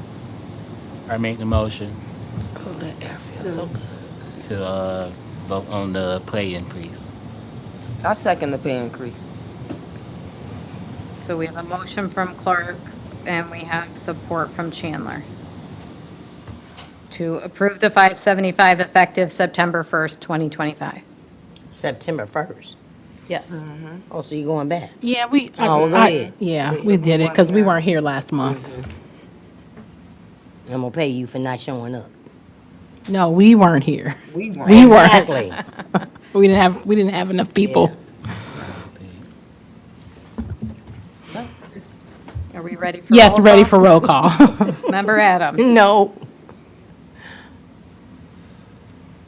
Member Warren. Yes. Member Chandler. Yes. Member Yates. Yes. Member Clark. Yes. Motion carries 4-1. Okay, we are on old business. I know some of you guys are getting excited because we're chugging along here. Number 1 is city demo update. And that's in your packet on page 26. Okay, so Mr. Little had to leave, but he had submitted this, he submitted this for last month, so there's likely is a further update from this that I don't have. If you'll recall, the overall project originally started through CDBG funds. They weren't able to support all the projects, and so I think it was 5 that were supported through this board. So these photos were prepared for the overall project. So it includes both, but you'll notice, like this page I'm on right now, this says CDBG. So you just have to look through the ones so this one says Brownfield to Redevelopment Authority. So that looks like it's So that's the one- 361 North, Those are the ones we supported or paid for. correct. Okay, so So that's All of this- 361 North Winan. So you have the before photo and then the after photo that demolition has already occurred. There's a couple that say, there's a little bit more okay, cleanup. so I have a question. So that's a CDBG one, but obviously that one wasn't complete at the time of these photos. I So have a this one question. pile of brush debris still needs to be removed. So that's all in your packet that you've had for 2 months. I had mentioned a property, and I have a question, not only to you, Teresa, but to the board. Why do we have to wait for the city to come forward with something like this when it's in our authority to do something like this on our own? I'm not sure what you're asking. Okay, so Mr. Little, when he presented this to us, it need to be done, and it's looking good throughout the city. in these spots. It was just like though when we were giving him one, I know for years, when I was a sitting commissioner, there was this one property up on the corner of Highland and where a house caught fire. And I'm like, can you add this in here to clean up the debris from the fire? And it's still there. And it's one of the most beautifulest places because the young lady that lives there takes really good care of her property. And I must say, we as Brownfield Authority Board members in this impoverished community, underserved, we as board members are just as entitled to the rest of the people within this community. And I hate to say it, but the young lady whose property I'm speaking of just happens to be Miss Yakes. And it is a thing of beauty, the way she keeps her property. And the side of it, Mr. Little could have added this. And I'm not just saying this because she is now a board member. I've been fighting this for years, when it was a whole house, 10 years ago. So I think what Commissioner Adams is saying, that he's saying the Brownfield has the authority to do a project like this, but why do we have to wait on the city? Exactly. So And I can comment on that is because we don't have a staff. So you'd have to find somebody to, get a mean, but demolition company. Like who would, okay, I'll let Teresa go on, but I'm just saying who would do all that work? But go ahead, Teresa. Oh, and I did not mean to cut you off, so I'm fine waiting if you want to finish that thought. I was just going to say that part of this might get into when we talk about strategizing what your mission is. So brownfield authorities can choose to directly pay for things. You can choose to purchase property if it's for economic development purposes. But also strategically, a better use of the authority may be that you're using the tools that are available that cost you little to no cost. So that's, maybe it's applying for an Eagle grant for a project that, needs environmental cleanup that Eagle's willing to support. And so you're using your responsibilities as a board to apply for that funding. It's not costing you anything, perhaps a little bit of administrative Right, costs. If you're approving a brownfield plan, it's not costing you anything directly with the exception of a little bit of admin that you'd get reimbursed. The developer then gets reimbursed by their own taxes for the investment that they're putting in. So Okay, there are a lot of things you can do, but I think some of this maybe we want to reserve for when you have that strategy discussion. Right now, this is a project that you already approved. There's no action on the Okay. table. It's simply an update on funds I'm that you just already disappointed approved where that- they're at. I'm just disappointed that that property isn't among these because it was right in the forefront of the conversation. So perhaps the next time a project comes forward, then that would be the appropriate time to talk about. So we wait for the city to do so? I mean, Well, you're talking about two different things. One, No, you're I'm saying, trying to why talk isn't that about in just this one. project? Right. That would have been when you approved the project. Right. It's already been approved, this is just an update. Yeah. The second thing is, do you wait for the city to come to you, or do you take action? And that, I think, is a strategy I question. mean, I already know that we have the authority to do so. I mean, I've been sitting here since 2002. I mean, and I want to say something. That property is next door to me, and it has been like that for 3 years.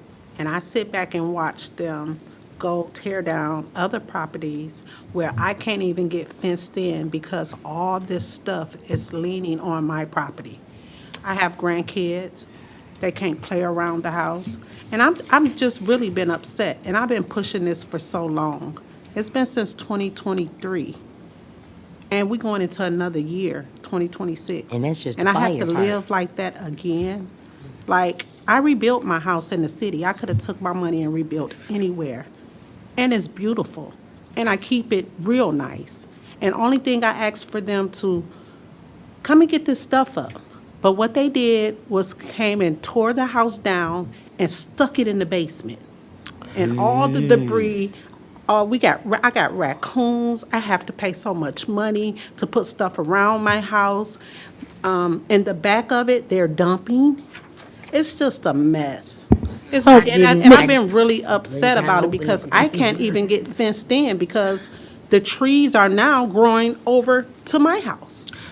So, Ms. Yates, we definitely sympathize with you, but because we are in a meeting for the Brownfield, and I know Commissioner Adams opened it up to, but we have to, so. I've been with this this is for 3 city- years. This is City, no this is action. city demo update for the specific ones that we agreed to help the city of Benton Harbor Okay. demo. It's not really talking about a new, not saying that we can't talk about a new, but what the situation is, Commissioner Adams mentioned some kind of retreat to strategize. So that would be the time to talk about something new. This is specifically to talk about the Yeah. agenda point. So I want to make sure that at least, so go forward how the I mean, meeting but- works, because she kind of, I know she It kind was of old confused you. business.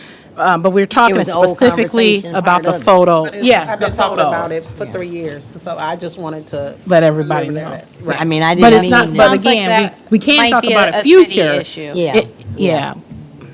So, right, this is just receiving communication on an update of a project you've already It's just- approved. yeah. Mr. Little had to go, so I don't I have a really hate further that he had update to. beyond, but this But it is the wouldn't be same the meeting- information right you've had in meeting your for that packet for anyway. 2 months. Why? It's There's an no update. action needed. It was It's just not the right receiving meeting that. for a Would be able new to tell me why project. that property wasn't added. Only But that he would can have been, answer the that. time to talk about that would have been when we voted on the That was part of the conversation, is what $170,000. I'm saying. But we Commissioner. approved the 5.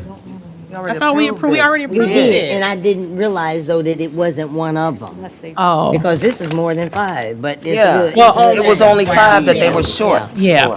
So, okay, so we're going to move on to number 2, Invest in Benton Harbor update. All right. And we You're up, do Trent. have Mr. Trenton Bowens here. Is he asleep?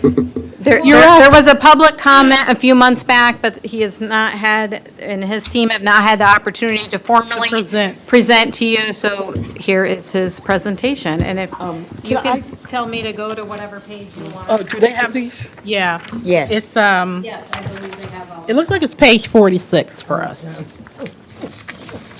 Can you just go to, Campaign goals? yeah, can you just go to the Imagine Benton Harbor? Yes. Just, So page 45 in your packet.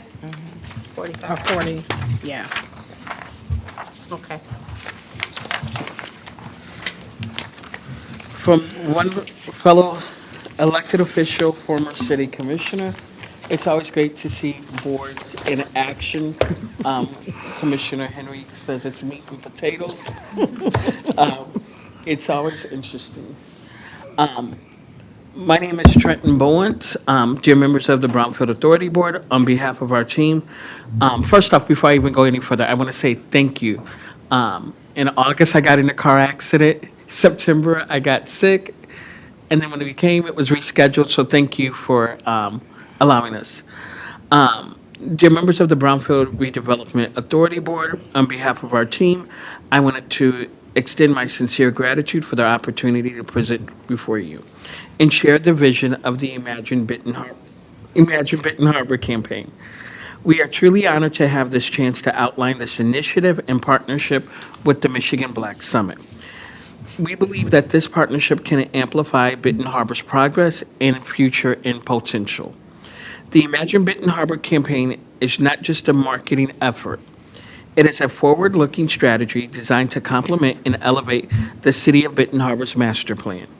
Through tools like billboards, digital presence, and community partnership, our goal is to market Benton Harbor as a vibrant city of opportunity while educating the residents and engaging investors in the redevelopment of our city and story. By aligning this initiative with the Michigan Black Summit, we are ensuring Benton Harbor voice is heard. At the statewide level, leaders, business, and policymakers from across Michigan, will not only see the challenges, but the innovation and resilience that Benton Harbor has created and taking place here. This partnership allows us to tell the story of Benton Harbor's story of redevelopment in a way that strengthens citizenship, attracts investment, and supports the long-term vision for growth. We believe this collaboration will help showcase Benton Harbor as a city that honors its past while building a stronger and sustainable future.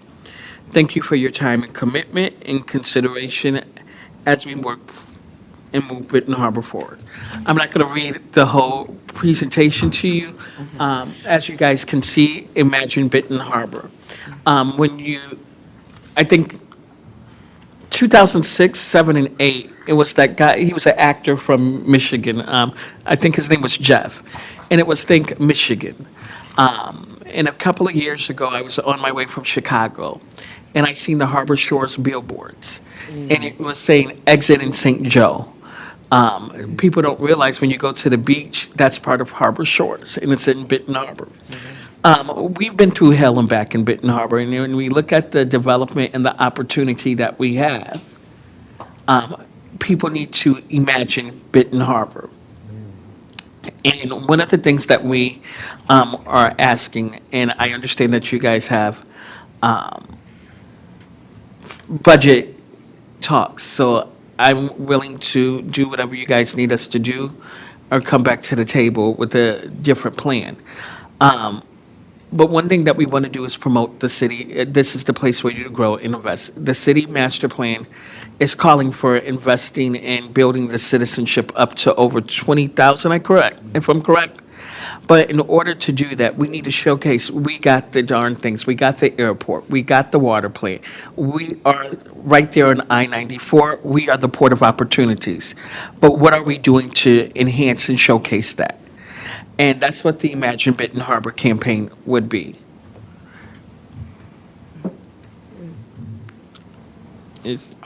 Teresa? I know when I spoke with Chair Hull this afternoon, she was hopeful that this presentation would allow an opportunity to understand what type of funding requests might be requested. Thank you. Yeah, proposed budget. Yes, so in here, as I was looking at this, we did submit that. This is, as again, it's just a proposal, and as you gave your presentation about the budget, and as I talked to some of the Brownfield Authority Board members, they told us it's not in line or reasonable. So whatever the Brownfield Authority members think is in line, and to do this, we have experience. We did it with COVID, the vaccine billboards, marketing. We would not just promote it in Benton Harbor. It would be from, as soon as you get it on going to Chicago, I was going to say exit 33, but that's Benton Harbor. From the state line, we would have billboards from the state line all the way up to Detroit and Lansing. At the same time, when we bring our business leaders and local investors for the Michigan Black Summit, we would be giving them a tour. We had GABA, that is the Black African Network, sorry. They came to the last summit and they did a tour of Benton Harbor. They were in Harbor Shores and everything. We would be getting a charter bus and showing them places and things that's going on. We would be not only just doing a tour, but it would be a website, social media page. We're talking about advertisements highlighting Benton Harbor in the Detroit News, Detroit Free Press, the Macomb Chronicle, Lansing Inquirer. We would also try to partner with Michigan Economic Development Corporation for partnership and resources as well. So I'll just start out because I know Mr. Trenton has mentioned that he spoke with some Brownfield members. I was one of those members, and I did tell him that the proposed $59,000 is way over our budget. So I just want to make that clear that I was one of the people that he spoke to, and this $59,000 is over our budget. I do have a couple of ideas to cut things. The first thing I'm looking at is I'm thinking newspaper advertisement. I don't know if a lot of people read the newspaper. I think the readership is down, but we can get actual statistics. So in my opinion, that would be one place where I don't even know if it's really needed, or if it's needed maybe a little bit. I would also think about reducing the amount of billboards. And then for a website development, I'm wondering if it would be possible for a link from the Benton Harbor website. So those are just a couple things that I thought about. I'm not telling you what to do in your new proposal, but just by looking at it, that was a couple ideas I had. I think Ms. Chandler was next, and I'll go on to Teresa. First of all, I'd say, why wasn't this presented to the city as opposed to the Brownfield? The second thing because what I'm looking at is this sustainable? Do you know what our goals are to advertise effectively? And I appreciate the thought, but there's a master plan. And are you familiar with what that is? Are you familiar with the priorities of the city and even what lots or places that they want to do next or are already in plan to do? Because what I found is, when I was at the Brownfield convention, I got all these ideas, and I'm like, yeah, that plant over there been there too long. And I get back and I find, hey, they're tearing this thing down. I was happy to see it. So, knowing, I wouldn't be in line to expend this kind of, to expend these funds without having that conversation, with the city. And I don't know what the master plan is. I know there is one. So, Yeah. you asked two questions, so I'm going to try to get it to one. I understand the city has over 600 vacant lots. However, when you're building houses, you need jobs. You need finances to afford those lots. It's one thing to build them, but it's one thing to give a person a thing. So what this would do would be implementing and promoting and telling people that this is a Brownfield community. We have a Brownfield redevelopment board that wants to work with you guys. And Benton Harbor is the place of opportunity. As you stated, the old modern plastics is demolished. We have the enterprise zone out by Javis, out in Benton Heights by the airport. That's a place where you're able to build and creative factories. We have the street up to this, building up the street, 200 Paw Paw, which is like a warehouse. We have all of these resources, but some people want to invest and they want to know, do we have Brownfield tax credits or do we have that? So that would be one thing. We have talked to some city commissioners and they recommended that we start at Brownfield. So the city, I also know, has That's interesting. a unique financial Situation. deficit, if I'm correct, or situation. On you, sorry, Commissioner Warren, sorry. I understand, and I like that idea of the website going to the city of Benton Harbor's Facebook page. The thing with the media, it's a great point. Some people may not read the newspaper. But I also know some people would grab the Benton Spirit in a minute and are reading it. I know I'm nosy, and when I want to go read the newspaper and see who died, I don't go online. I go get the Herald Palladium, and So I get it. However, we don't know the statistics in what those communities like Detroit. What's the buyer rate? How many newspapers are they printing? How many's left over? I can gather that data for you. Yeah, I think it would be smart because maybe people are reading the Benton Spirit, but when we're talking about a budget and we're significantly higher, we're looking at how to cut the fat. And I think that Therese was next. Oh, sorry. Go ahead. I think so. I was just giving ideas, but Well, my understanding, correct me if I'm wrong, Mr. Bowens, is that this presentation is for your project overall and not necessarily just to the Brownfield Authority, correct? So you have your campaign goals for the whole target audience is listed as developers and investors. So I think the expectation is not that the Brownfield Authority would be the sole supporter of this project. Mr. Bowens mentioned partnering with MEDC and other things. So this board, as you consider funding to support, which does not have to be this month or at this meeting, you do need to keep in mind what you are allowed to support. So last year, when you supported the $10,000 towards the Michigan Black Summit, It was very explicitly stated that that was for marketing only. That's why we had those marketing materials printed, because you didn't have those. You had a table where you could display that. If you were going to do a similar type of thing, then maybe you evaluate, were you able to generate business projects from that? But just keep that in mind as, some of these things, maybe a different funding partner can help support. Like this board wouldn't be chartering a bus, but just keep in mind what things you are legally allowed to support. Yes, and then we'll go to Commissioner Sorry. Adams. I'm so glad that you stated that, the question on the Michigan Black Summit and did it bring support. Two things that I do need to advise on. One thing that when we started partnering with the Brownfield redevelopment, it was a month before the Black Summit. That was not enough time for us to expand and expose Benton Harbor Brownfield redevelopment and what we're doing in our community. I think we were up to the 10th hour creating flyers and everything of that nature. By starting now, we're able to do that. The other thing is seeing the statistics and everything of who are we giving the opportunity to, or are we getting investment in here?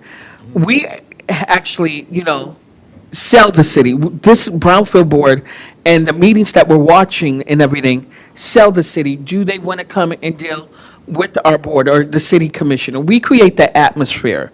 The Black Summit is here to showcase the Black Mackinac of South Michigan. It is to create the atmosphere where people can want to come. But this is just a start, but a lot of that work deals with that. And I'm sorry, Commissioner. Commissioner Adams. Thank you, Mr. Bowens. And yes, I was one of those Brownfield Authority Board members and community taxpayers that he spoke with. And actually, we remember, people keep reminding us, especially me, of a lot of things and what this board does. And I'm reminded of when I first joined and had to get all of the backlash from the residents of Benton Harbor that we're giving everything away. This was a way for me to explain to them, look at here, look at this, look at all these millions of dollars this year that we're going to be capturing. Okay, so it didn't happen. It didn't happen. Something else happened along the way that made me feel some type of way. So that being said, I learned also that the Brownfield could capture up to, I think, 22 million or something like that before, well, listening to Mark, that's what he told me, that we had a cap on how many Brownfield Authority Board, Brownfield redevelopment dollars that we could capture. And I think he said that it was like 22 million, and that was like 5, 6, 7, 8 years ago. And things are subject to change all the time, just like we can revise our budget. I'm saying that to say that I have told this community that we're a city on the move. And advertisement plays a very large role in it. In the redevelopment of trying to attract investors. I talk to people all the time, and it was like, I went live down here where they're doing the street and the apartments, and somebody was looking at the old building, a friend of mine, way down across country. Well, what is that? And I explained to him what it was, and it was historical, and it's been sitting empty. And we need somebody like you. It would be a perfect studio. The greatest studio of southwestern Michigan, music studio. And we're talking. But I'm thinking when I'm going to Flint to see my family, these billboards and stuff, they capture your attention. And we need stuff like that. We need to be trying to do all we can to help people, save people jobs, like the cost of living for, I hate to say it, Plant Moran employees, but those that work for the newspapers and advertisement too. Those are jobs that we can help, save and salvage to keep people working. And graphic designing and printing, those are jobs. People actually run those machines. See, we all play a part in helping each other. So I thought. So I'm not sure how much it's going to take, but I think that this is an opportunity, since I haven't been on a Brownfield trip in almost 15 years, that would have probably costed a good $2,000 per trip. How much have we saved? Because it was like 9 of us, and some of us took our mates, but they had to pay their own fare. But I just take things like that into consideration when making decisions such as this. This right here is important. This right here, this event itself brings people together. And when this young man, I get excited when I hear young leadership. Young leadership that knows how to think outside of a box instead of keeping me boxed in to their opinions, their thought and way of thinking. We all should be trying to work together to come up with something like what this brilliant mind has come up with this whole event. And he explained something about a class session with this summit. I want to hear more. 'Cause Well, I'm just Commissioner excited Adams, about it. I'm so excited that you asked. We just got confirmation that the Lieutenant Governor will be joining us today. I'm at the summit again, so I'm excited about that. But I just want you to go back to Imagine Benton Harbor. Right now, all of us are Benton Harbor taxpayers. When you get that water bill, how much more can you afford? When we look at, I don't know if anybody else is renting, I'm renting. My landlord just went up $50 more on my rent, haven't done an investment.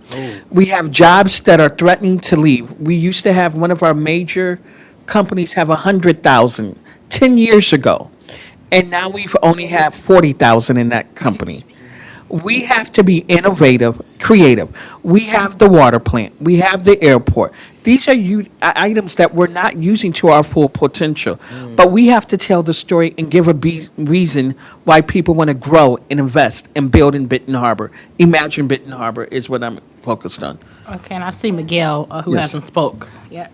I like the idea and I like the concept.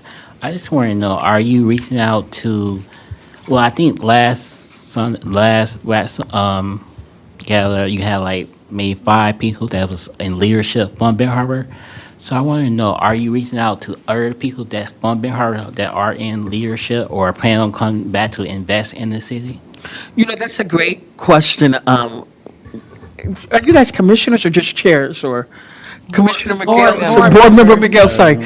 That's a great question. The Michigan Black Summit is a statewide initiative.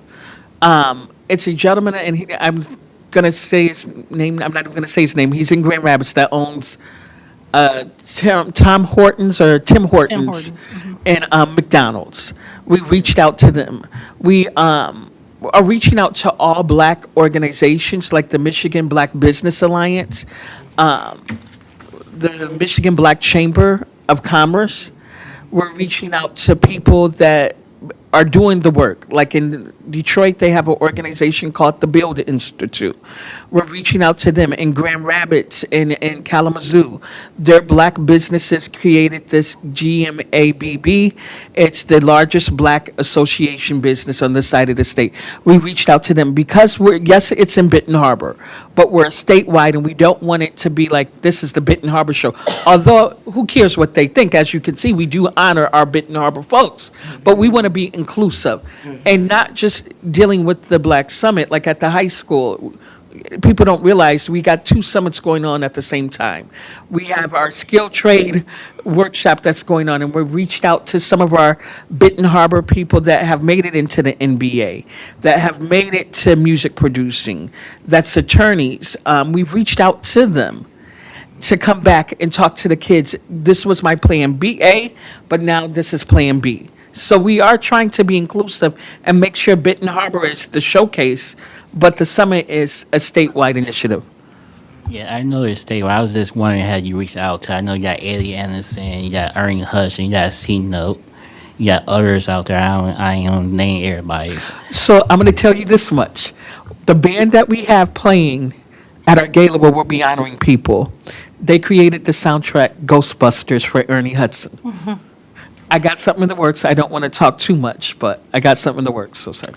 So I want to say something that Teresa said, and I didn't realize it. I was thinking that this amount was the Brownfield ask. I didn't realize that, I'm on page 51.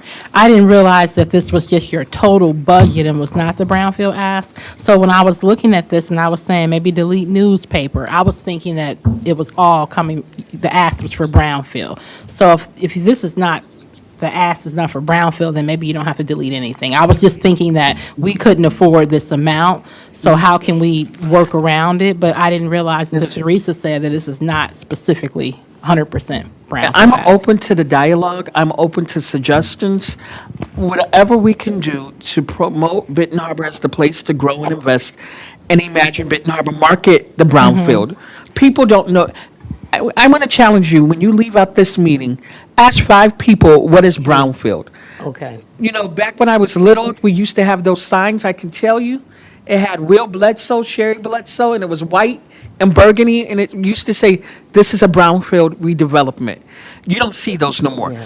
If you're not engaged and in tune, a lot of people do not know. It is up to you guys to tell the story on what is Brownfield and how you guys are pivotal. When Harbor Shores came here, it was Brownfield that was big, vital in it. Okay. We have to tell the story on this board. He Okay, Commissioner steal Adams. my thunder like that. Oh, I wasn't done yet.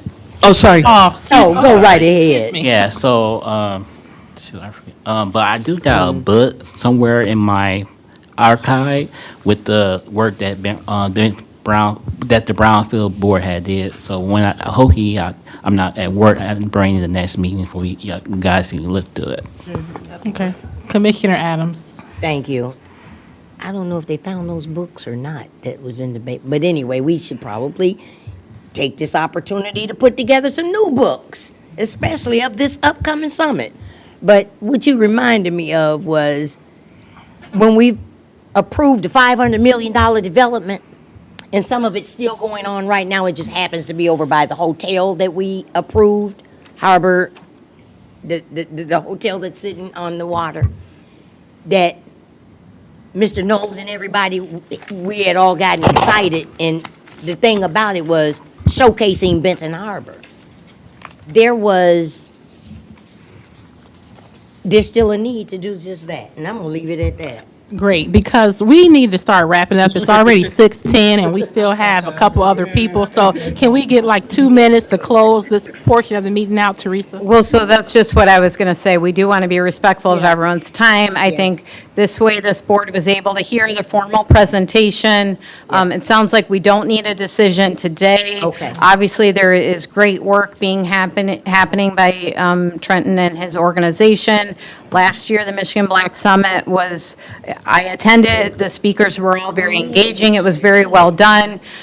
So there's definitely good happening from these types of initiatives. So I think we can park this now. Just keep in mind moving forward that how this board supports it has to be in line with what a Brownfield Authority is legally allowed to support and reasonable budget in line with the funds that you have. So those are my last 2 comments. Okay, thank you, Trenton. Did you want to say a closing comment, or?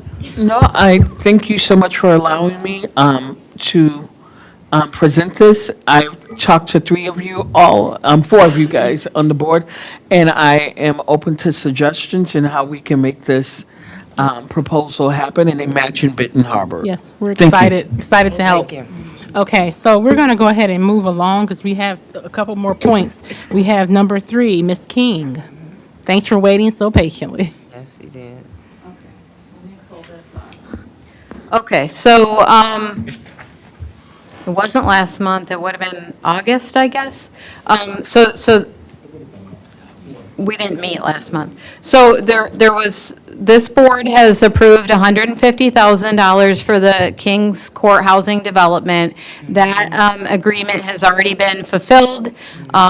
Ms. King and her brother are investing in the community, helping in the housing development. They've done great work. I've toured some of the apartments. I think some of you have as well.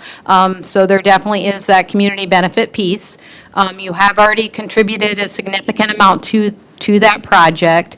There is an additional request now for $25,000. When that was brought to this board, the board was not comfortable issuing another grant, and you wanted to consider a loan. Since you have not done a loan yet, you asked that Ms. King meet with myself to kind of talk about what loan terms that might be like. So here is an update on what we discussed. I just want to be clear, I'm not a lawyer, I'm not a financial professional, and so I would be most comfortable that this board would consider a loan that was modeled after the Eagle Grant and Loan Program. So the terms that we discussed is kind of using that, and I would recommend that if this board chooses to move forward with a loan, that we use a similar template that has been vetted by the State Attorney General. So let me just remind myself, I think we talked about an interest rate of 1.5% simple interest that would be calculated once annually. There would be one payment annually, because the more payments, the more it's just more administrative work. So we talked about an ask of $25,000 to be repaid in 5 years with annual payments of $5,000 plus applicable interest due with 1.5% simple interest calculated that would due back to this board. Then we also talked about some sort of default mechanism to protect this board. So, typically we're, in reimbursement and development agreements, it's, a default if the development doesn't occur. In this case, the development is mostly occurred, not all of it, but the default would be if she's not able to repay back the loan. So we had talked about, a couple different scenarios. Did we want to consider a lien on the property that is not preferable by the developer?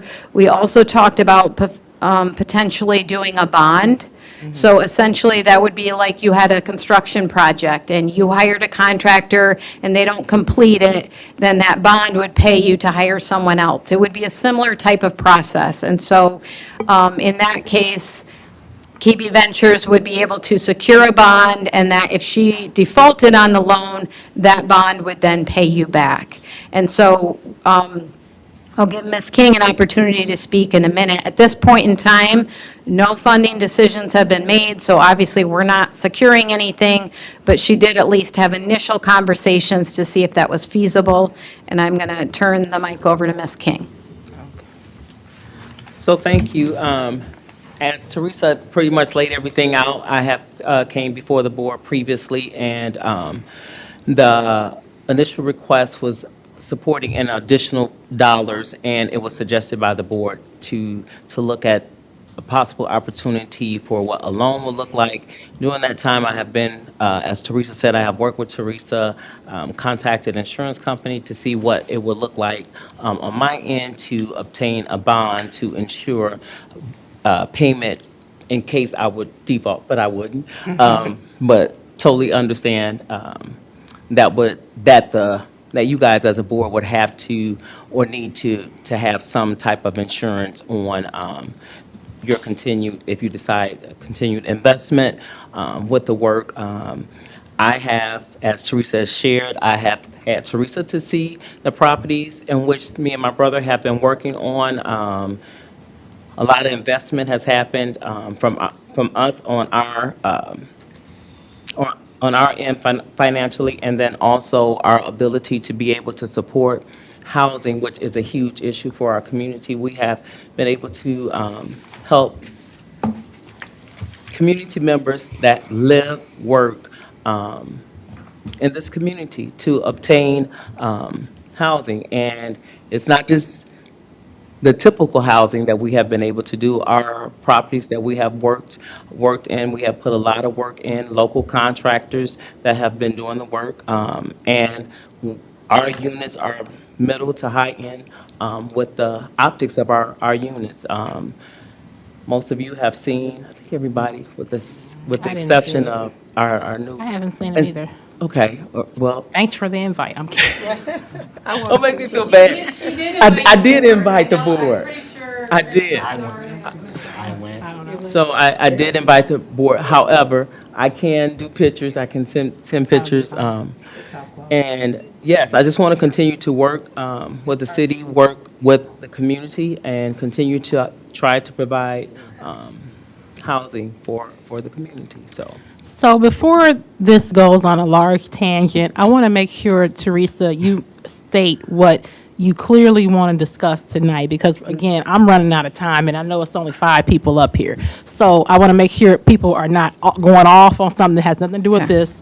Want to make sure everyone is crystal clear when they make a comment that is specifically about this project.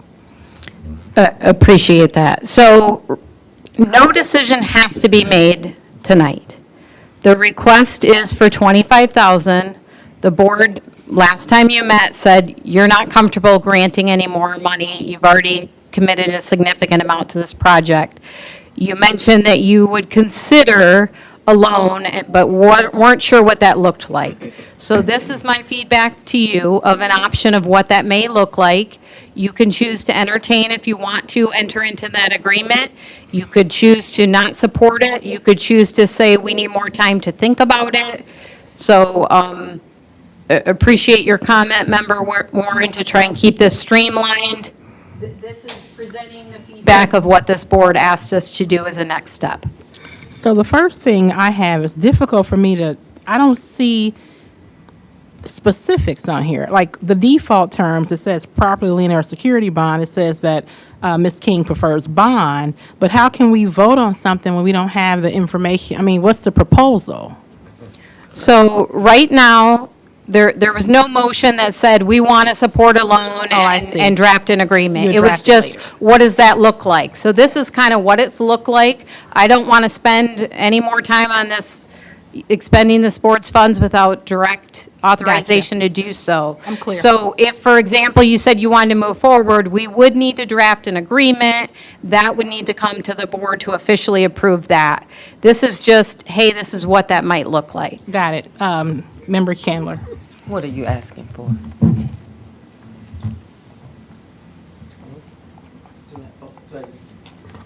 I mean, she gave us information and you gave us information, but there's not a number out there. She mentioned There was 25,000. $25,000. But I don't know if that's the extent to what you're asking for. I heard you say you're seeking a bond. What, of what? So there has been some back and forth conversation that happened with me and Teresa. Initially, when I came and was asking for the assistance, it was initially the $25,000. And then you guys shared that you would not be able to support that. And then when I asked about the loan, I think the conversation that happened between me and Teresa, when I mentioned the additional funding, she said based on what the financial position of the board, that she didn't think that would be wise because there had already been a huge investment that the board had already had with my projects, and even with me sharing that we would be able to seek out the additional insurance bond that would be needed, the security bond to ensure payment. So I was more or less following in line with what Teresa suggested that the board would be able to support. Which is the $25,000? Is that It's what? because I asked about 50,000 and she said that in regard a loan that she didn't think the board would be able to support that. However, she did say I could come and that would be on me to make the request. It's absolutely on you to make the request in that, I mean, you're going to have to pay it back. We're talking about a loan here or a bond now. We're not talking about a grant.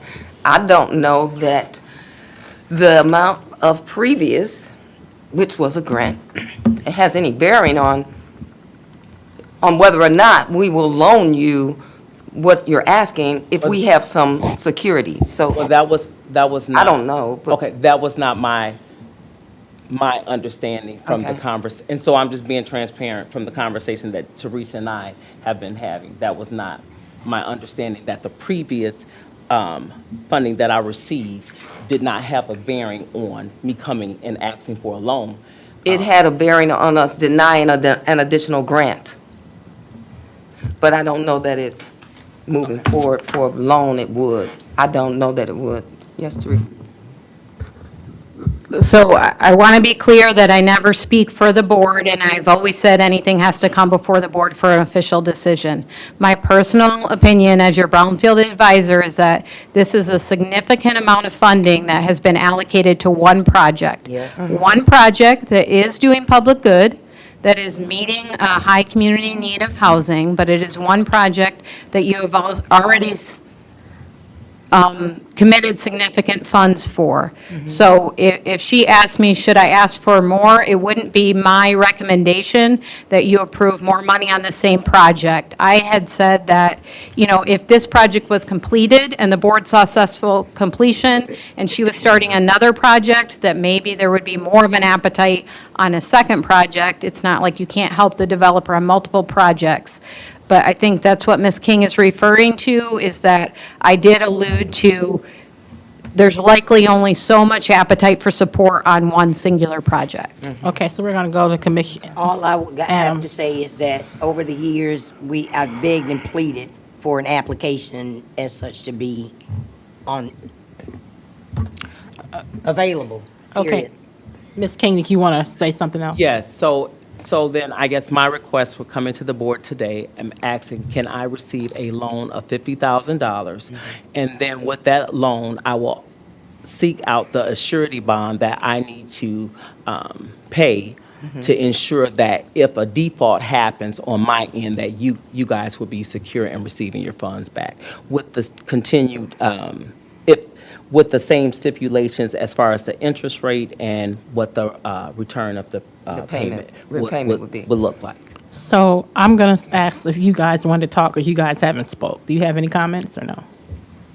Not right now. Okay. Do you two have more? I'm done. Okay. So Teresa, I think we're crystal clear on what Ms. King is asking for. You're saying, do we want to support this? What do you need us to do as a board tonight? Well, can she state it again, because I'm asking it again? Thank you. My recommendation is that you work on that strategy to decide how you want to use your funding and not make a financial decision tonight. Okay. However, there was a specific request made, and the board does have, the opportunity to entertain that. Can I say something? From the previous meeting, I don't know if you guys remember, from the previous meeting, and I think this is what Teresa's saying now is something a little bit different from the previous meeting. It was asked for me to ensure that the bond was that I would be able to obtain the bond, just to figure out the information for what you guys instructed her to do with working with you. That has happened. And so, Were you instructed that you could obtain the bond? yes. I specifically instructed her not to obtain the bond. That would be a cost to her, and there's been no funding decision made. I did recommend it would be good to have that conversation of if she was bondable, to help this board have that information that if you wanted her to pursue that she would be able to obtain a bond. Okay. And So, Teresa and I have had a conversation because I was ready to move to obtain a bond, and Teresa suggested for me to wait. Wait, yes. perfect. Yes. So what I'm going to say is, because we are here to do what's best, I do think that we should discuss this. I don't feel like tonight, especially with it being late, I don't know if the proper decision can be made, and then also the amount is different than what we had been considering, because it was on the agenda last month as well, so I thought it was $25,000. So Commissioner Adams did mention a retreat of some sort, and if we don't even have that, I think this needs to be thought out. And also, Therese, who looks at the financials? So when you go to a bank and you apply for a loan, there is a team of people underwriting. Who looks at the financials in this case? That's a great question.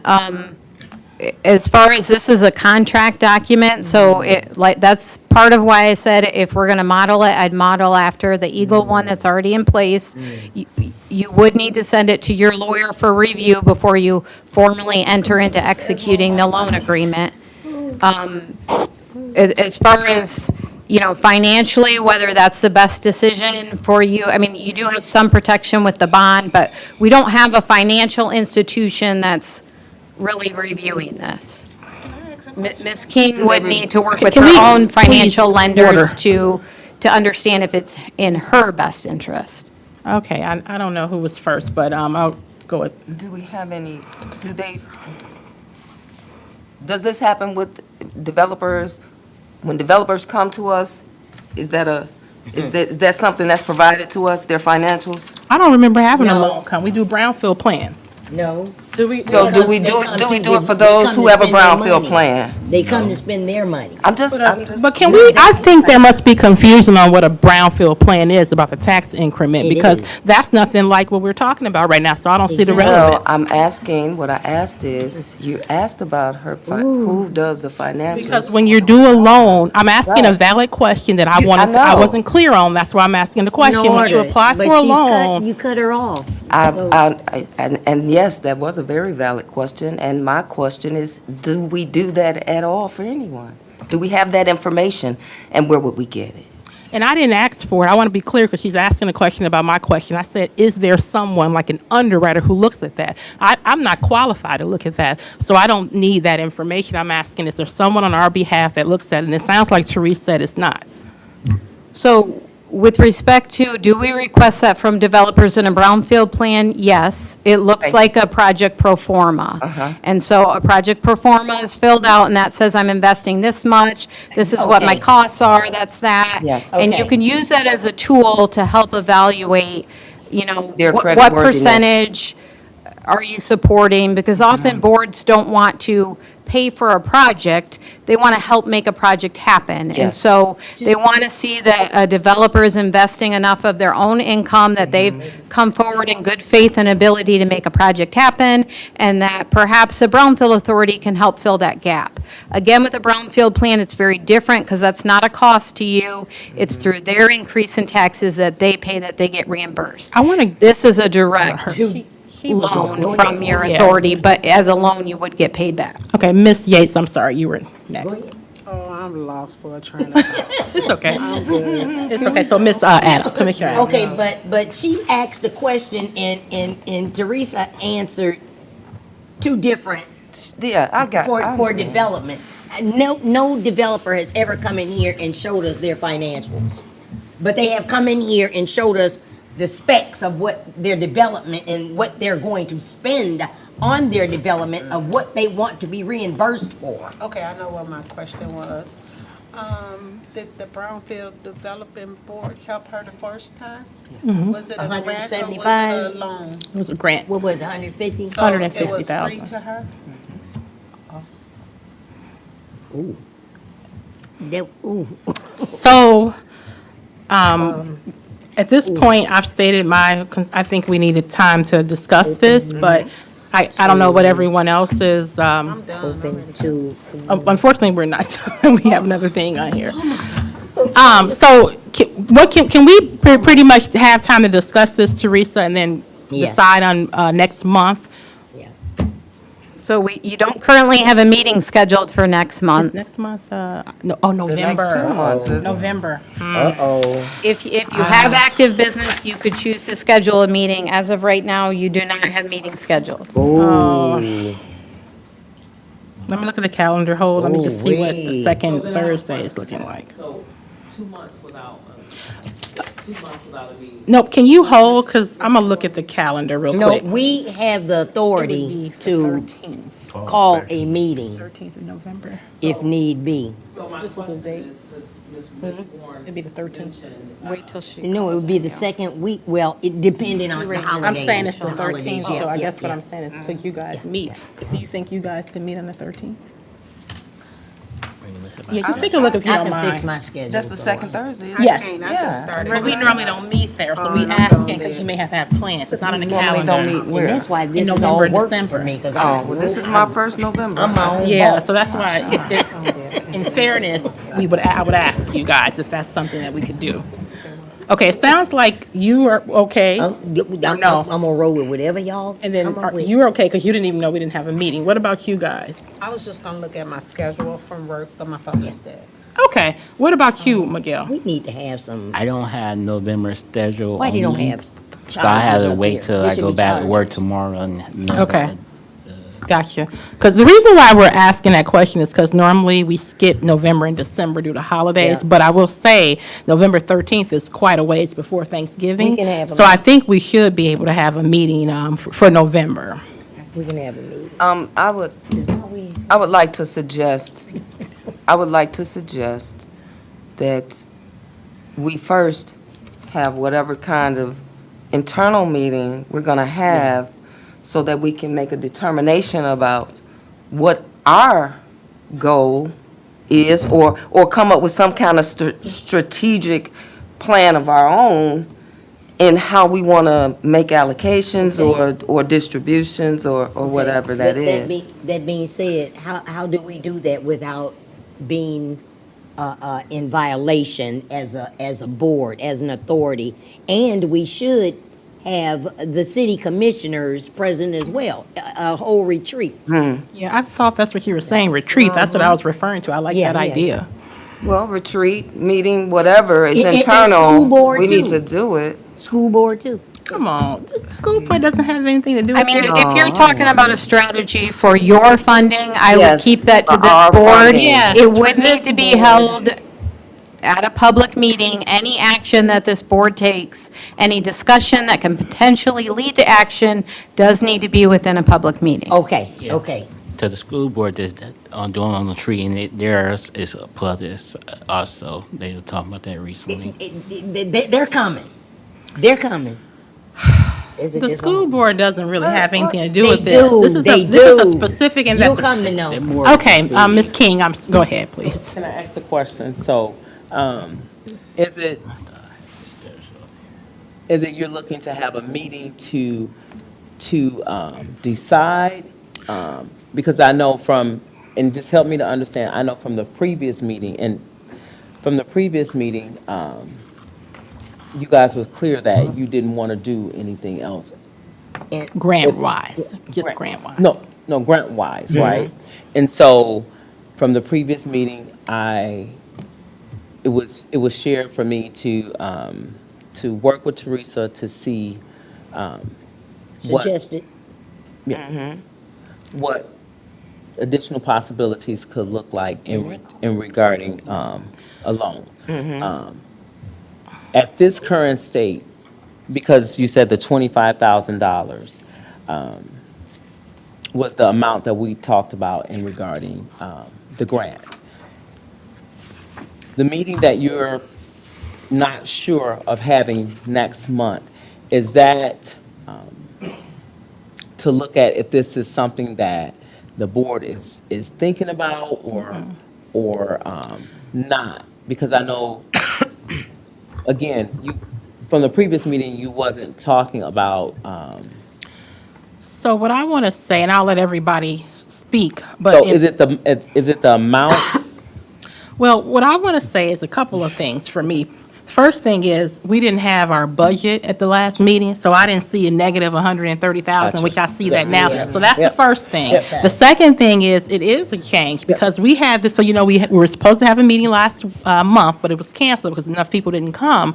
And on our documents, it said 25K. And so that's the number that I did have in my head. Well, tonight is 50,000, and I do see this budget. So that's why I'm saying, I think we need to discuss it, because we have to do what's best for the Brownfield as brownfields. Well, we can't continue to be at negative 100. We can't, we won't be sustainable, and we must have a brownfield. So we don't want to not have this. So that's why I'm saying, I think we need to look at it and talk and have a meeting to discuss what we can do and what's best. Does that make sense? And I'll let everyone else chime in. That makes a lot of sense, and I was trying to understand that because I didn't understand also when she said it was negative and there was something, and I'm forgetting the word that she said, and regarding it being negative, like it was something else. And I didn't understand that, so that's why I'm asking the question, for clarification as well. And then if the board if that's the case, if it's negative and you don't have that capacity or you don't know, then if consideration would happen, it could be in the amount of what the original grant was asked for the 25 with consideration. There's other things that you're looking to do if it was to be. But it would be the loan, you For the know, right? loan. Yes, okay. Yes. Yeah. So, Here's- Ken. Okay, yes, I do think whether it's a retreat or meeting, I don't know, but we as a board, I think, need to have some direction. And I mean, where are we trying to get? Or we just waiting or just sitting here waiting for people to come? But we still, I think, need to have some kind of plan of, you know, here's how we're gonna do business or what. I would, you know, this is not a grant. This is a loan, you know, and if you have a plan and then I would present it as you plan to do it. So and not based on. I've shared I've shared that, and so. So you don't have anything new that's being added to this? So, to complete the additional work that I have, but also taking in consideration, if you guys are saying, in my mind, of my understanding, you're loaning based on what you have, the ability to do. Right. And, again, was here last month, thinking that today will come in and there will be at least some type of decision based on what you guys said last month. Now you're saying, and which I totally understand, there's been some additional things that has happened since the previous meeting, right? And so that has shifted from what you're evidently was originally thinking about the possibility of doing, because, and why I'm saying that, what you guys instructed your consultant to do was to work with me. She has done that. She's detailed it out, very detailed, in this application, and presented it to you guys. I talked to someone about a bond, and so I'm coming into the space today thinking that you will say, yes, we're for a loan, or no, we're not for a loan. And if it was, decided on that you were, then what did that look like as going into the contract? So at our next meeting, we'll have an answer. And we're okay with the 13th, it sounds like, everyone is saying. I understand what you're saying, that you came with the expectation of a decision being made based on this is 2-month-old information. I got it. And I've done what was, Yes. so at this point, it's not on me to do anything else, because I've done it, and Teresa has done it. I mean, like, she had it all detailed. We've talked, I think we did a Zoom, and we've had several phone conversations. I've talked to the insurance company. So, I mean, as far as the bond, that's something that could happen. It's on you guys to Right. make a decision on if you're willing to make the loan. make a motion and to decide if the loan is something that. Yes. So you're prepared for us to vote on that tonight? Correct. That's what I thought that would There's some happen. reason we cannot. But remember, it's not the same information. Before it was 25K and it's 50K. So it would have been impossible to vote on something we didn't know existed until just now. So that's why I'm a little confused. So one point of clarification, you can vote on a potential funding request. if it was something you wanted to move forward with, it wouldn't be, okay, that's approved and that those Right, funds she can be. still has to get the bond and Well, do and whatever she has to not, do. before she even gets the bond, we would have to draft an agreement, your lawyer has to review it. All of that should be in place and executed before she gets the bond. Okay. So those are the steps if you choose to move forward. One other thing is that that's also something that has jumped to that conclusion. On the paperwork, it says property lien or security bond. So wouldn't we have to decide which one? I'm kind Yes, of confused on how yes. you guys keep talking about a bond when we haven't decided on anything. So gave her Ms. the King options of what is saying to that do. this is her interpretation that you'd make in a decision. That's fine. That's her opinion. That's what she was hoping to have accomplished tonight. This board has only said, what does that look like? We went forward and said, here's some options. Okay, so It's these are still the up to you options we to need to look consider. You don't have to consider anything, Okay, or you but- can choose what you want. But yes, I can't put a template together if So we're these are going to do that options we until. need to look at. Correct. Okay, and I'd like an opportunity to do that. Is there any other comments before we move on? Yes. Okay, Member Chandler? You wanna,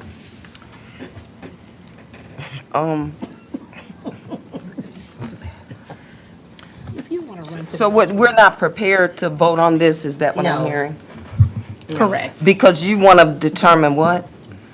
I want to determine what it looks like to secure whatever the ask, but the ask is changed, and not only that, so has our budget. And also, I want to research, unless you guys can tell Miguel me, wants to lien say versus something. bond. A Well, lien is putting a lien on her properties I know what for- it is. I want to look So at the she pros and the asking- cons. she That's asking- what we should do. That's our job. she asking for 50, but she will sell it for the 25. So I don't really think that part is a big issue.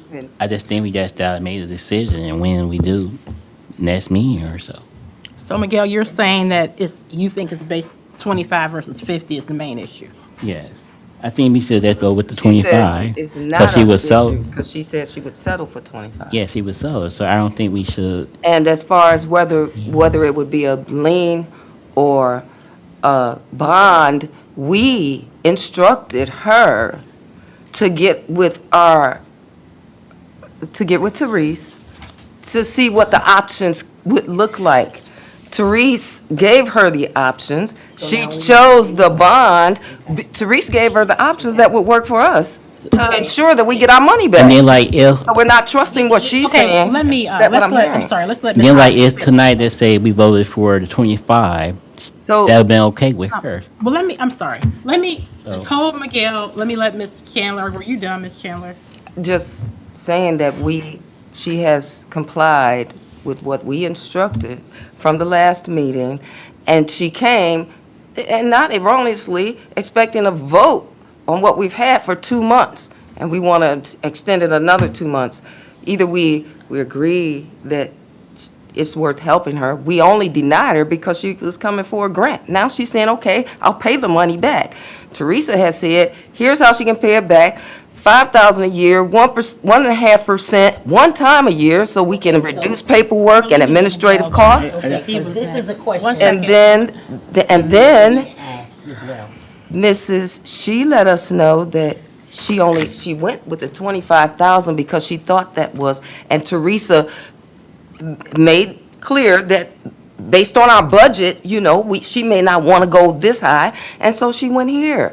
And that makes sense. We've got our representative looking out for us and our budget and our deficit on that line, and we've got this woman here for a decision that seems kind of. Okay, so Or- I'm gonna let Miguel go. If you could just repeat what you said, because I say I think we should go look forward and to do the 25,000 if we do it. And also, I'm thinking since it's sort of like a little issue, maybe raise it to 2.5. What, raise the interest rate? Yeah. Okay, so that's your comment, and let me get Okay. Commissioner Adams' comment. I'm looking at the whole picture here, okay?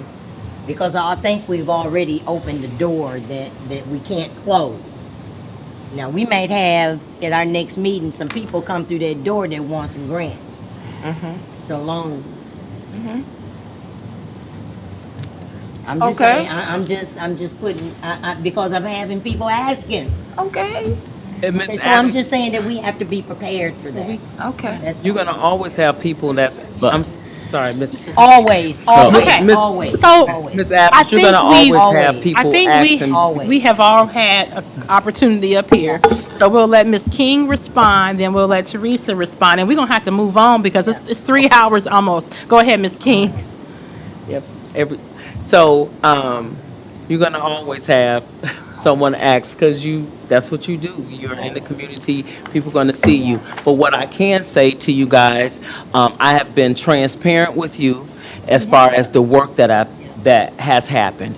I've watched other developers come into this, into here, and, it has inspired me and my brother to continue the work that has happened in our community.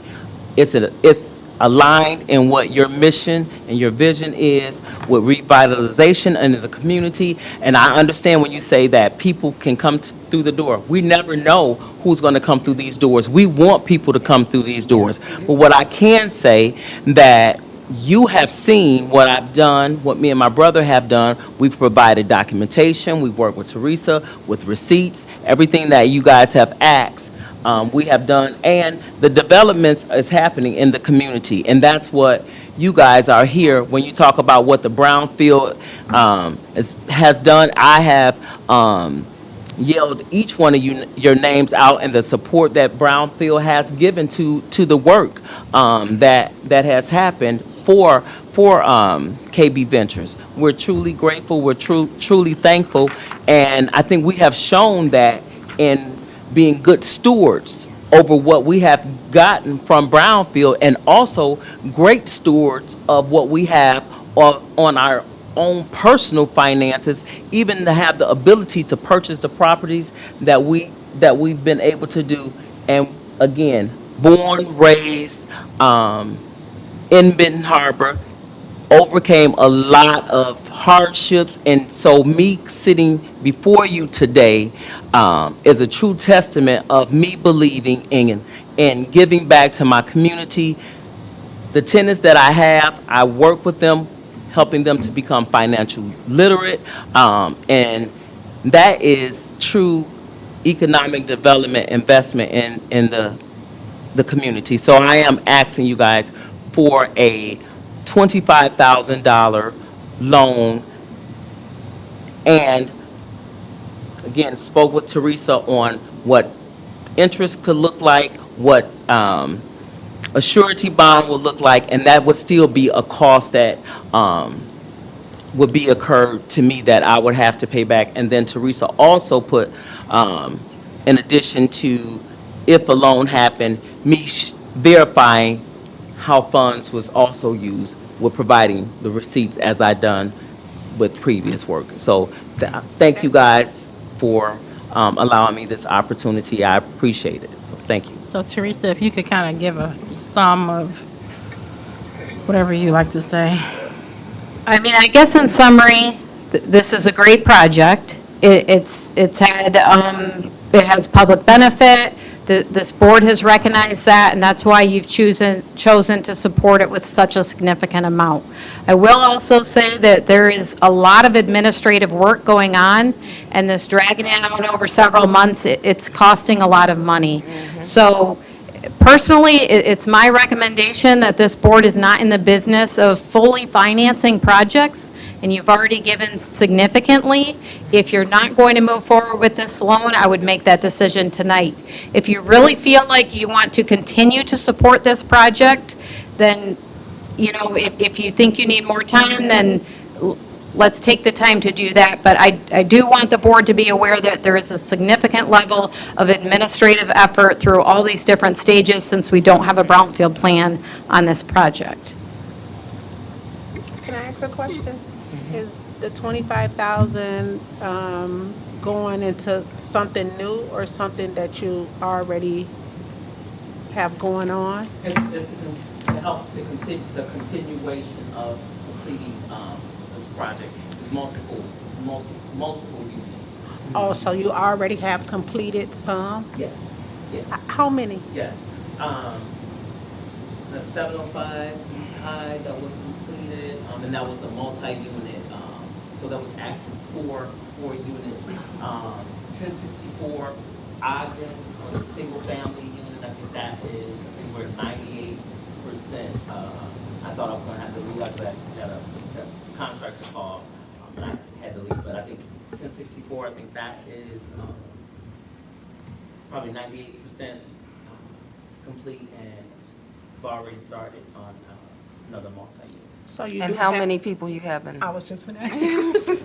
How many people have I been able to help To- secure? yeah. Secure,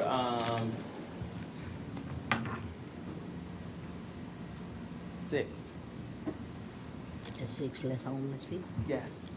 And one, and I did share. Oh, these for homeless people? No, they're not. And I, since Ms. Adams said about homeless, one, and he said, I have his video. He was homeless, and I worked with the emergency shelter to find him. I worked with the emergency shelter, and that's how he was able to secure housing. He was homeless for a year, so he was chronically homeless, and he was a veteran. Okay, I want to say this.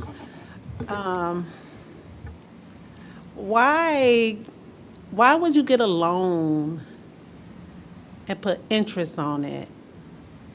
And you already have these people in these complexes already. Why wouldn't you just be patient and don't you get rent from them? Yes, I'm getting rid, but I have multiple units, and I need to get those other units because housing is an issue. I need to be able Oh, to you try need to get the ones that not done up and running. up and running, Oh, complete. okay. So that's what. Okay, I get you. That's I get what. you. I get you. And when I came back for the additional funding, and I respect the decision, because I appreciate what was already given. It was a I'll get you. substantial amount, and So that's you need where to the finish your conversation project. came. Was Okay. saying they wouldn't support the giving, but they was looking at the loan. Okay. I got one final question. Is this your third time coming down here about this same, Second. your second? Okay, I was, That's what Teresa was. no, I'm talking about this. That's what this Teresa's additional saying, money. why we was hoping to make a decision, because in true fairness, Teresa have been supportive, and that is a cost. I mean, but. Just one last thing. One last This be thing, the last because thing. I don't want anybody to get the idea that developers have come through this door and this Brownfield has given them anything. These people have invested their money and recaptured their taxes, and we hold some of that money for redevelopment. Okay. Well, we had another issue and it still got to be settled. Oh, we gotta say yes. I mean, right now, there's no motion on the table. If you choose not to take action, I make a that's an motion. option. I make a motion to accept or to extend a $25,000 loan for the number of years recommended How many was by Therese at the rate that she also recommended, one time per year, so as to reduce administrative costs, and that loan be secured by a bond, which will be obtained by Ms. King prior to our releasing the funds. Support. Can I repeat that back? Yes, please. So we have a motion by Member Chandler that the board offer a $25,000 loan for a 5-year term with payments once annually and 1.5% simple interest calculated annually on unreimbursed principal balance, and that the loan is secured by a bond. Okay. I think I support that. there's one thing that should be added, and that's that if we're accepting one payment a year for 5 years, is there a late fee attached? No, let me stop. There's a bond attached that Okay, is going to have okay. parameters. on That's it. business. That's true. That's business. I mean, It's late fee if you be late on your rent. Is it? Mortgage too? Okay, yeah, yeah, But I respect yeah. I'm not, and that wasn't towards you. I was just. It's saying that business. to It's Mary. business. That wasn't towards Yeah. you, babe. So, I was just. so would that be done? So is that motion good? Yes, because if I'm late with my mortgage, I'm. Did my part. Okay, so we have a motion on the table. If people are trying to change that, then you'd have to decide if you want to rescind your motion or not. Right now, we need support or else you can't vote on I it. had supported it. Okay, so. I actually supported it, but I asked to revise it. So what are you revising it to say? I just wanted that added. Or That if that, She's got a, if if the payment was late, do we need to set a date for the payment if it's? Oh, like I say, 5 days. I would recommend that it's due, whenever we execute it, it's Right, due on whenever- that upon same date every execution. year. Upon execution. Yeah. And if Okay. that payment is late upon execution, then it shall incur a small interest fee. You would have to say Well, that. the 1.5% interest does go to this Does. board, that's calculated Yeah. annually. Yeah. Okay, so there's no late fee, we still have the Yeah. same motion on the table. I call for a question. I support it. She seconded it. Member Clark already supported it. I supported it before he did, but that's okay. Okay. Well, I have my. It's okay. You It's can okay. have discussion now. I don't know. Okay, so no discussion, we can move on with the voting. Yes. Because you're good. Okay. Okay, no discussion, we want to take a roll call? Please. Member Adams? Yes. Member Warren? Yes. Member Chandler? Yes. Member Yates? Yes. Member Clark? Uh-oh. Okay, so that carries 5-0. So that means that I will draft an agreement. And unfortunately, I have to leave. I had no idea it would be 3 We can hours, so still I have a didn't small make, quorum. I didn't make a decision, I didn't make arrangements to pick my daughter up. Okay, So I'm so, gonna have to, for me, at least end my part, but I'm sure Member Adams or somebody can take over. Well, we won't have a quorum at that point, so we need to adjourn the meeting. so you gonna adjourn on me? There's only one, what's left? One item. What's that? And it shouldn't take but a minute. What is it? It's actually a letter that I have from my doctor because I have mold underneath me. Well, Nobody- if Member Warren needs to leave, we Yes, will not have a can't quorum. Vote on it. Yeah. Something we need to vote on? Yes, it was. Well, An action item. It could potentially lead to a vote. Didn't you know that? You couldn't tell that that was an action It's item? only gonna, I didn't. It was a I don't remember request. it. Okay, I'm gonna go. Okay, can I just get a motion to adjourn? I make a motion. Motion to adjourn. Thank you. Thank you, guys. At 6:59.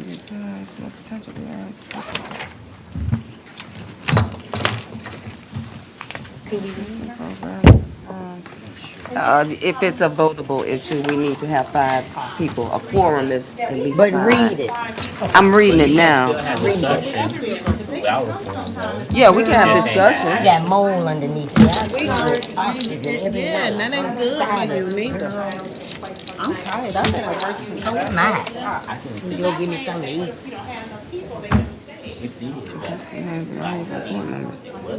Board members not participating in discussion, deliberation, no participating in vote.